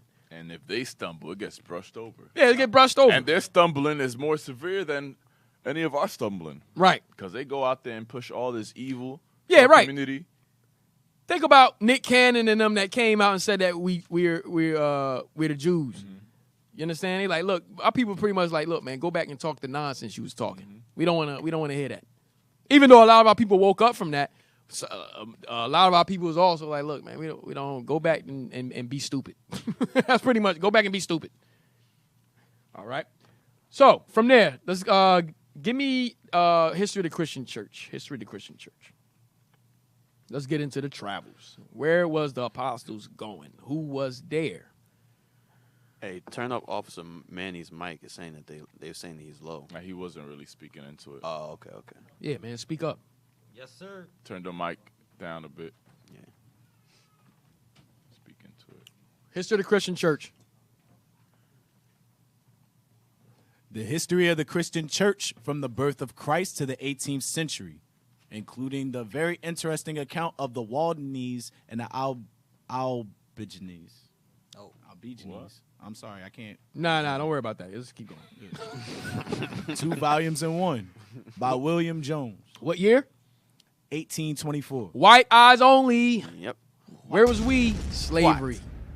Slavery. All right. White eyes only. 1824. All right, let's get into it. On their arrival at Jerusalem. Hold on. I don't. Oh, this is like the 10 pages you got. Yeah. Nah, was it this book? No, that's the other one. Yeah, it's the other one. The other one. All right. I'm sorry, brothers. Go ahead. On their arrival. Hey, man, because I tell y'all to scan 10 pages on me, we're going to read all 10, all right? I just want to be on the safe side. Yeah, just Have test it it. in the archive. you Right. know. Just want to archive it. All right, anyway, go ahead. On their arrival at Jerusalem, they acquainted the apostles and I don't even want this. Go down. Go down some. I don't want all of this. But I had y'all scan it because what I want is in it. Start at Yeah, just to test y'all. go down. Pass. I failed. No. Go to the second paragraph. All right, read that. So look, this book is pretty much it's a good reference for the book of Acts. All right, so he pretty much goes in more details as far as the book of Acts was concerned. All right, so a lot of these things you're gonna pick up. You're gonna be like, oh, that's in Acts chapter 5. Oh, that's in Acts. So he's pretty much quoting Acts, and he's also going a little more in depth of what was happening. So as far as the history is concerned. All right, go ahead. When Peter had ended his address, Paul and Barnabas gave the church a particular account of the miracles and wonders which by means of their ministry God had wrought among the Gentiles. And when they had finished, the apostle James, who seems to have acted as president of the assembly on this occasion. So this is going into Acts chapter 15. Okay, when Paul and Silas went back, Paul and Barnabas, when they went back to Jerusalem. Remember the whole dissension with whether we should keep the law of Moses and sacrifice and so forth in Acts 15. When you read the book of Acts chapter 15, this is what he's going into. Go down to the go down. All right, read the last part. The interest. The interest of the kingdom of Christ was a subject that of all others lay nearest to the heart of the apostle Paul. The church at Antioch was now confirmed in the faith and obedience of the gospel. The question which had lately agitated... And the obedience of the gospel is keeping the laws, keeping God's laws. That's what it means, the obedience of the gospel. Go ahead. The question which had lately agitated them was set at rest, and it abounded with laborers in the Lord's vineyard. He therefore proposed to Barnabas that they should leave Antioch and pay a second visit to the different places in which they have formerly preached the doctrine of Christ. Right, go ahead. And examine the state of the various churches they had there planted. So, just like today, the leadership, when they go out to preach the gospel in the diaspora and so forth, in the different countries, right? Then you got to go back and confirm. You got to go back and confirm the churches. All right, you set up the remember the scripture said the little sanctuaries throughout the countries. So when you lay the foundation, now you go back, you get a school, so forth. There's a process, and then you go back and confirm the church. That's the same thing Paul and them was doing. Right? Go ahead. It is not at all improbable that Paul's fear and jealousy, next page. And jealousy might be excited, lest these corrupt teachers who had troubled the brethren in Antioch. So this is Acts chapter 15. Go down. I don't even want all this. Many Christian churches were collected by the ministry of the first preachers of the word, of which we have no express mention in that very concise narrative, the Acts of the Apostles. See, the Acts of the Apostles. Go ahead. Thus, for instance, we have no particular account for any Christian churches being planted in Cilicia. Not at this time. Read. Yet we are informed that Paul and Silas went through Cilicia confirming the churches. So there was churches there. Go ahead. Which, of course, must have been previously gathered and set in order. Read. And when we consider that this was Paul's native country, and that previous to his being first brought to Antioch by Barnabas, he had spent some years in it, we may reasonably infer that his ministry had been owned by his divine master. Go down. Go down. All right, next page.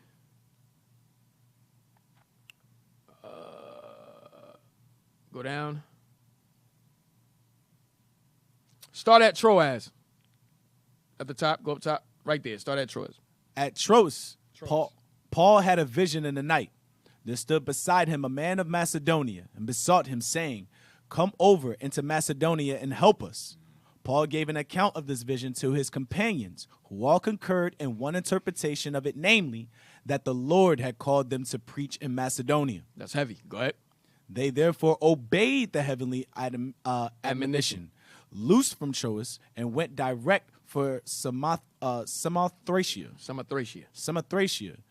an island in those seas, famous for being the seat of certain religious mysteries, in equal estimation with those called Eleusinian. Idolatry. Go ahead. But it does not appear they went on shore, for they landed the next day at Neapolis. Now jump down. No, read on. I'm sorry. A seaport town of Macedonia. Thus Paul, having first preached the gospel at Damascus, after that in Arabia. So Paul went to Damascus and then he went to Arabia. What are you doing in Arabia? We had sanctuaries over in Arabia. We was there. Go ahead. Next at Jerusalem, and throughout all the coast of Judea, then to the Gentiles in Syria and Cilicia, and most of the countries of the Lesser Asia, was now, by divine appointment, entering upon his career among the Greek nations. Read. And Neapolis, where he first... He's going to get into who the Greek nations were that Paul was visiting. Go ahead. At Neapolis, where he first landed, he seems to have made little or no stay, but to have proceeded immediately to Philippi, which is said to have been the chief city of that part of Macedonia and a colony. So Philippi, you read about Philippi, the book of Philippians. All right. So it should be a highlighted. Go down. Next page. All right. Get the highlight. We just want to get to the highlights. Matter of fact, you can. Yes, just read the highlights. There was, however, an oratory. It appears. Start at it appears. It appears as though there was but few Jews resident at Philippi, since we find no mention made of any synagogue in it. There was, however, an oratory or proseushka, a place in which the Jews and their proselytes were accustomed to assemble for prayer. Where was that at? Philippi. Go ahead. Without the city, by the riverside, to which Paul and his companions resorted on the Sabbath day. So there were Jews in Philippi. When you read the book of Philippians, he's writing to the Jews in Philippi. Damn. Go ahead, go down and see what I want. Come on. All right, go up. I think I see something. Let me see something. Go up.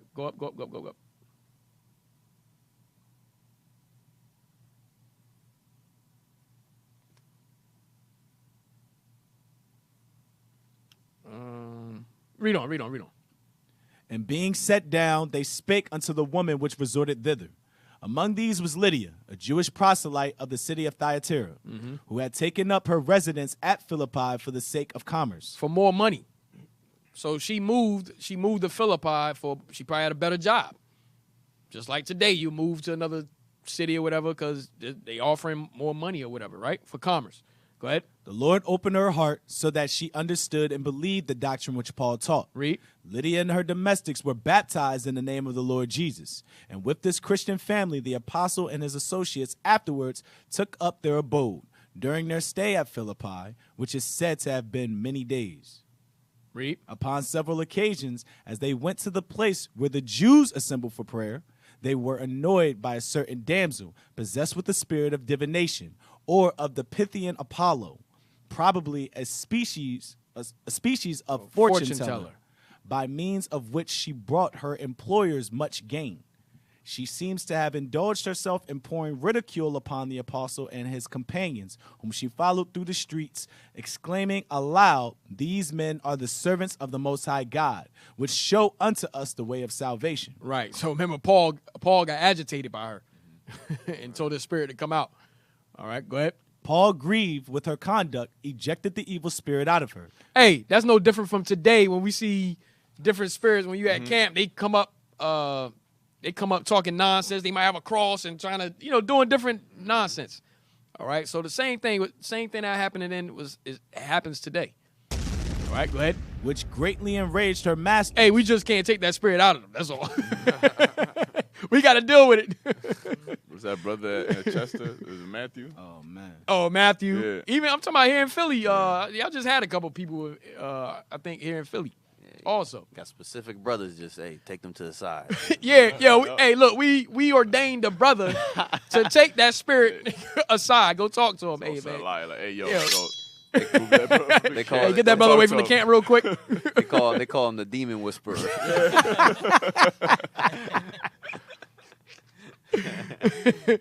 Go ahead, read on. For they perceived that there was now an end to their emoluments. All right, you can go down. You go down. Get the next page. It's basically Acts 16. Yep. You're reading. Yep. Like I said, he pretty much quotes the whole Acts a little bit, but he just go a little in depth. Next page. Get to the highlight right here. All right, Thessalonica. Thessalonica, now the metropolis of all the countries comprehended in the Roman province of Macedonia. So Thessalonica was a large city. It was a large city. It was a metropolis. Just like you have New York, Philly, Atlanta. These are considered metropolis today. That was Thessalonica. Go ahead. It was the residence both of the proconsul and questor, so that being the seat of government, it was constantly filled with strangers. So guess what? It's like a D.C., Washington, D.C., like it's the seat of the government. Okay? It was one of them. Go ahead. Some to attend the courts of judicature and others to solicit offices.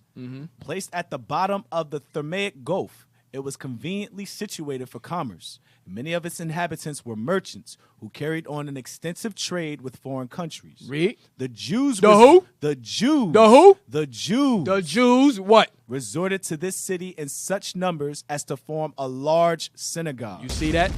So when Paul is writing to the Thessalonians, he's writing to the Jews. Okay? He's writing to the Jews scattered in Greece, following the Hellenistic culture that you read about in Maccabees. Where the Jews always resort. Where the Jews always resorted in the synagogues. Yep. Go ahead. To which, according to his usual custom, the apostle, on his arrival there, had recourse. Read on. Watch this. The account which is left us by the sacred historian of the apostles' method of procedure in the synagogue of Thessalonica, though concise, is remarkably comprehensive. Read. According to his usual custom, he, during 3 Sabbath days, reasoned with them out of the scriptures. He reasoned with them out of the scriptures. What part of the scriptures? Of the Old Testament. Of the what? Old Testament. Paul was reasoning with the Jews out of the Old Testament. Read on. Which were esteemed by themselves as the oracles of God.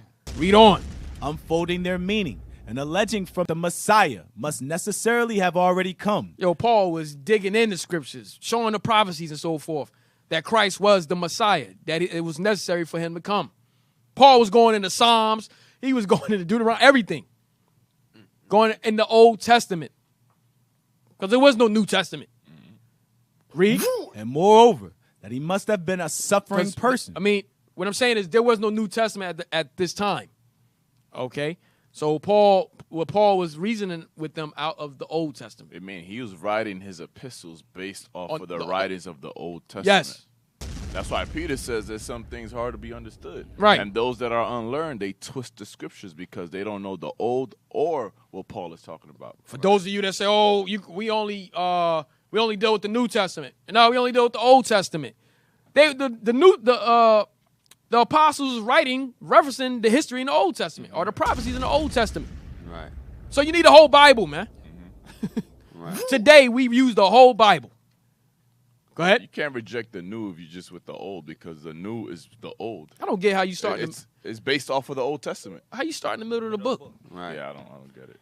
Hey, and also the very beginning of the Bible really covers the foundation of everything with the law of Moses and the splitting of the nation, right, and the kings and Moses. So if you don't know just that alone, you don't know nothing. You're befuddled. The context never changed. Right. The context never changed. Still talking about the same people. Never changed. Okay. Oh no, just start with the New Testament. Let's start with Matthew. Idiots. Start with Matthew. Go ahead. And moreover, that he must have been a suffering person, since their own prophets had clearly described him under this view. Nay, that he must also have risen again from the dead, concerning which event the spirit of prophecy had spoken particularly. And finally, that this Jesus of Nazareth, unto whom he bore witness, was the Christ, or true Messiah. Read. whom they were anxiously expecting. Read on. The result was that some of the Jews believed that Jesus, whom he preached, was the Christ, the Son of God, the Savior of sinners, and consequently consorted with Paul and Silas. And of the devout Greeks, a great multitude. And of the devout Greeks, which was the Jews, read. And of the women of chief note in the city, not a few. Next page. Go down. Athens. Athens. Read. Athens, styled by general consent, the seat of the Muses. Athens was called the seat of the Muses. Athens, let me see. Athens. What you read on? Y'all try to figure out what type of city you would consider Athens. Read on. Once the first city of Greece in every point of view, and though it had at this time passed the zenith of its political splendor, it was still as famous for learning as it had ever been. For at the time Paul visited, Athens had a great political splendor and so forth. It was a city, right? And it was still famous for its learning as it had ever been. So if you wanted to go get some type of education and so forth, you went to Athens. Read. For at the time Paul visited it, the city was full of philosophers. So Athens was full of philosophers. Rhetoricians. Rhetoricians were teachers. All right, go ahead. Orators. Same thing as rhetoricians. Painters. Poets. Statuaries. And of young men who resorted thither to be taught philosophy and the liberal sciences. So Athens was all of that. If you wanted to get some type of learning and so forth, you went to Athens. All right. Now, guess who else was from Athens? Apollos. That's why Apollos was so nice at speaking. Remember it say rhetoricians and orators. That's why he could break it down, because over there they taught you how to speak. They taught you how to address public speaking. They taught you the art of public speaking. All right, that's why he was so nice with how he broke things down. He was a great orator. Okay, just like today we had great orators as far as Malcolm X, Martin Luther King. You had Fred Hampton, Marcus Garvey, Stokely Carmichael. All right, so we had great orators like today. Same thing back then in Athens. Bishop Nathaniel. Definitely the bishop. Right. That's right. But they were great orators as far as philosophy and you know what I'm saying? That's what I'm saying. In their realm. Yeah, in their realm. Yep. All right. But the greatest orator, the bishop. That's right. The bishop. And the rest of the leadership, man. The rest of the leadership. Go ahead. Pausanias says that of our time. Go ahead. Pausanias says that there were more images in Athens than in all Greece, besides, and that they worship the gods more than all Greece did. So, hey, same thing. Same thing we do today. We go harder with every other nation God than we do our own God. So we were worshiping their gods more than they actually worship their gods. Just like on certain holidays, we go harder than the actual people that started it. Yep. Homosexuality, we go harder than Esau with this whole homosexuality thing. We got to do it bigger and better. We doing the same thing back then. And that's why Jeremiah said their deeds overpass the wicked. Right. People always delve into that foolishness. We always go harder. We go deeper into it, man. Go ahead. No place could possibly afford. I think I'm gonna end it. Yeah, I'm gonna probably end it with this page. Go ahead. No place could possibly afford a greater fund of speculation and amusement to a curious mind than Athens. Right. So Athens was a popular city, man. It's a popular city to go to. Go ahead. Temples, altars, statues, historical memorials, living philosophers of various sects, the works of the learned of every age, a confluence of the most polite and literary persons from various countries, all indulging the luxury of learned leisure, were objects that must at once have obtruded themselves upon the apostle's notice. Nor was he incapacitated, either by defect of natural taste or of education, from relishing the beauties of or appreciating the value of such things. Read. He had enjoyed a liberal education. So this is talking about Paul now. Remember, we still on Paul. He had what? Enjoyed a liberal education. So Paul himself enjoyed a liberal education. Go ahead. Had read their poets. So Paul had read their poets. Go ahead. And we have repeated instances of his quoting striking passages from them. Right. Y'all know that scripture in Acts? He quoted, I think his name was Aristarchus. That was one of the poets that Paul was quoting in the book of Acts. 1 second. Let's see. Just type in poets. No, it's in Acts chapter 17. Look in Acts 17. Okay. Yeah, 17:28. Hold on.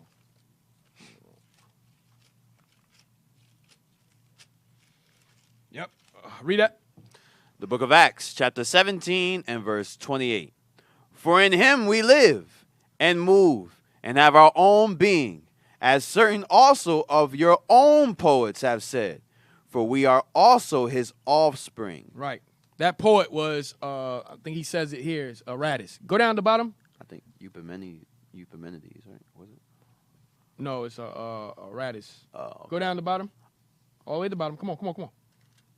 That's it? Yes, sir. All right. Go back. One book said Aratus. Look up Aratus. Aratus.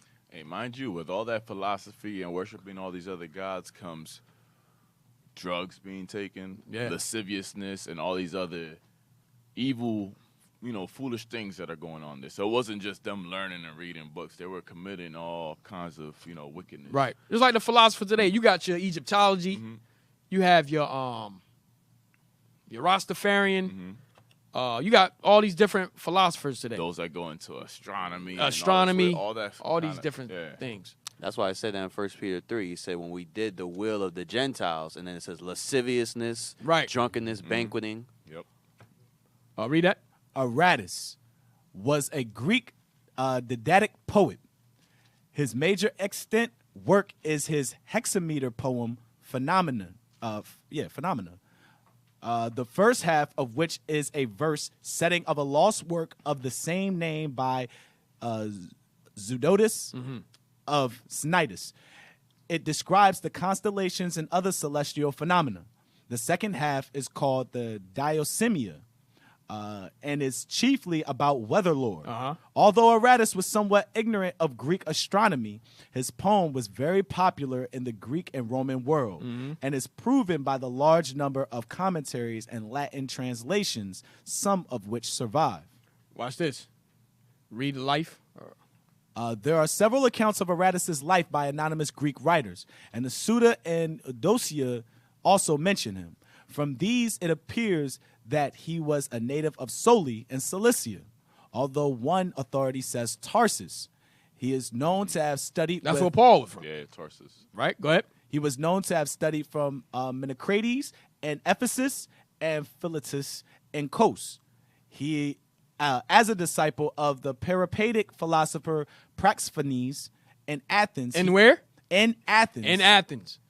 Go ahead. He met the Stoic philosopher Zeno, as well as Callimachus of Cyrene and Menedemus. That's all I want on him. That Zeno, is that the same Zeno, the historian? Could be. I haven't looked into that. It's spelled different. Yeah. But hey, and he was black. Just like Plato. We brought that out. Yeah. They were all black. And Esau was learning from us. Yep. Alexander the Greek. They all learned from us. Yep. Socrates and all of them. Go back. He had enjoyed a liberal education, had read their poets, and we have repeated instances of his quoting striking passages from them. But in Paul, the Christian predominated over the philosopher and the critic. He plainly saw that with all their advantages, they lacked the one thing needful, the knowledge of the true God. That's right. And the enjoyment of his life-giving favor, without which all their luxury was but splendid misery. Read, watch this. Having carefully surveyed the city, Paul found the inhabitants were almost wholly devoted to idolatry. So he found that in Athens. You guys, No, go. I'll tell you. He found that all the inhabitants were idolaters. Go ahead. And he therefore sent an urgent request to Silas and Timothy. So Paul hitting them up like, yo, look, y'all need to get over here, man. We got work to do.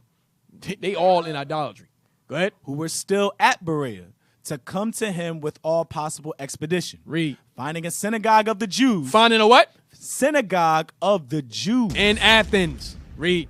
His first object was dispute with them, and with the Gentiles proselyted to their religion. So Paul was about to have a sit down. He's about to have a sit down. Go ahead. And after that, with such of the idolatrous inhabitants as he met with in the marketplace. He went to go teach in the marketplace. Right, Mars Hill. Go ahead. The apostle was soon attacked by some of the philosophers belonging to two of their most renowned sects. So guess what? Epicureans. Go ahead. I'm jumping the gun. There's the Epicureans and the Stoics. So the Epicureans and the Stoics, Paul teaching in the marketplace, now the philosophers ganging up on him. They surrounding him now. One of those sects, the Stoics, was Aratus was part of. Yeah, right. Yep. Stoics, yep. Go ahead. The Epicureans are said to have ascribed neither creation nor providence to God, but held that the world was made by a casual conflux of atoms. Big Bang. Go ahead. Evolution. That the gods, if there were any, were of human shape, who lay lolling upon the clouds in ease and indolence. So you see them pictures Michelangelo them draw with the little Edomite babies Naked, with wings and touching naked fingers on the clouds. Yeah. This is what this comes from. That's still the philosophy of the Stoics and Epicureans. Go ahead. Entirely unconcerned about human affairs. They also held that in the present state, pleasure is the chief good, and that men are not to expect a resurrection from the dead or any future state of rewards and punishments. Go down. That's what the Sadducees believe. There's no resurrection. Next page. Go down. Hold on. Hey, watch. I think this is still dealing with. Yep. Hey, start at, and here we remark. And here we may remark in passing the different method which the apostle pursued in reasoning with the idolatrous Gentiles. So we still dealing with Athens. Go ahead. From that which he uniformly adopted with the Jews. Watch this. The latter had in their hands the writings of Moses and their prophets, which they themselves acknowledged to be the oracles of God. Right. So Paul them had the Old Testament. Paul, remember, he had the Bible. He had the Old Testament in his hands. Go ahead, watch this. In attempting to engage their attention to his testimony, he had nothing to do but make his appeal to those scriptures and convince them that their own prophets have foretold all that he had now testified unto them. Watch, read. For that in reality, he said none other things than what Moses and the prophets did say should come. Read. Viz. That Christ should suffer, and that he should be the first to rise from the dead, and should show light to his people, Israel, and to the Gentiles. Watch this. But with the Athenians. But with the Israelites that was in Athens. Who had no written revelation in their hands. Hey, that's just like our people today, talking with nothing in their hand. No type of proof of nothing. We reading the scriptures. We bring it, all day. And they just rebuttaling with no kind of proof. No proof, man. I see a dude on YouTube right now. I think on TikTok. I forgot his name. Jake. He just run his mouth. He talking about the Bible's written by man. He got some other stuff on there. Who? Nah, that's not him. It's another Billy Carson, but there's a new brother on here, man. He going in. And this man got no book, nothing. He just talking. And trying to discredit, and his whole point is to discredit the Bible. Right. He just talking, running his mouth. But read that part again. But with the hold on. Go up to the first underline and read that. Go up for him. Read that. The latter had in their hands the writings of Moses and their prophets, which they themselves acknowledged to be the oracles of God. So that's Paul and them. That's the disciples. Go down to the other highlighted. But with the Athenians, who had no written revelation in their hands, what they do? He proceeds upon quite other principles. He appeals to the volume of creation and argues from the impressions of power, wisdom, and goodness everywhere displayed before their eyes. Read. He asserts the providence and the omnipresence of God. Paul tearing them up. Go ahead. That he is the fountain of life and all its comforts, the supreme disposer of all events, and the common father of mankind. Appealing in proof of this part of his doctrine to Aratus. Right, that's why I got Aratus. That was the the poet that he was always referencing to them. You got something? Hold No. on, let me finish this, this point up. Yes, sir. But my whole point is, remember, they philosophers. Athens was known for philosophy and education. You went there to learn. But why they ain't got nothing in their hand? They making stuff up. Making stuff up, man. You ain't got the answers, man. Whatever sounds good, whatever comes to they trying to dispute with nothing and no proof. Just like our people today, same thing. All right, go ahead. What you got? No, just and we gonna close it out. Yes, sir. If y'all look in the group, just that that line that he was quoting from in Acts 17, I forgot how you say his name, Epimenides. It was saying that he was the one he was quoting to. It says it in his life actually. If you go to work, go to works, scroll down. Critica, yeah. Yes. So just read the second part. Go down. Right there. List the lie. The lie of the Cretans is that Zeus was mortal. Epimenides considered Zeus immortal. Cretans always liars, with the same theological intent as Epimenides also appears in the hymn to Zeus of Callimachus. The fourth line is quoted with a reference to one of your own poets in Acts of the Apostles, chapter 17, verse 28. Yeah, so that line was from that poem he talking about, the hymn. Okay, of Zeus. all praises. Yeah. Epimenides. All right. Hey, so we're gonna stop here. We're gonna close it out. Hey, we got a lot more information, but we pressed for time. All right, so we're gonna end it right here, and we're gonna next show we're gonna go into more of the subsequent travels of the apostles and where they were going. All right, so don't forget the echoes of Rome. All right, the echoes of Rome and how it parallels with America today. How ancient Rome parallels with America today. All right, off to Abaddon. Yes, sir. Hey, let's give it up for that class. All praise the Most High for the leadership. All praise. Great class.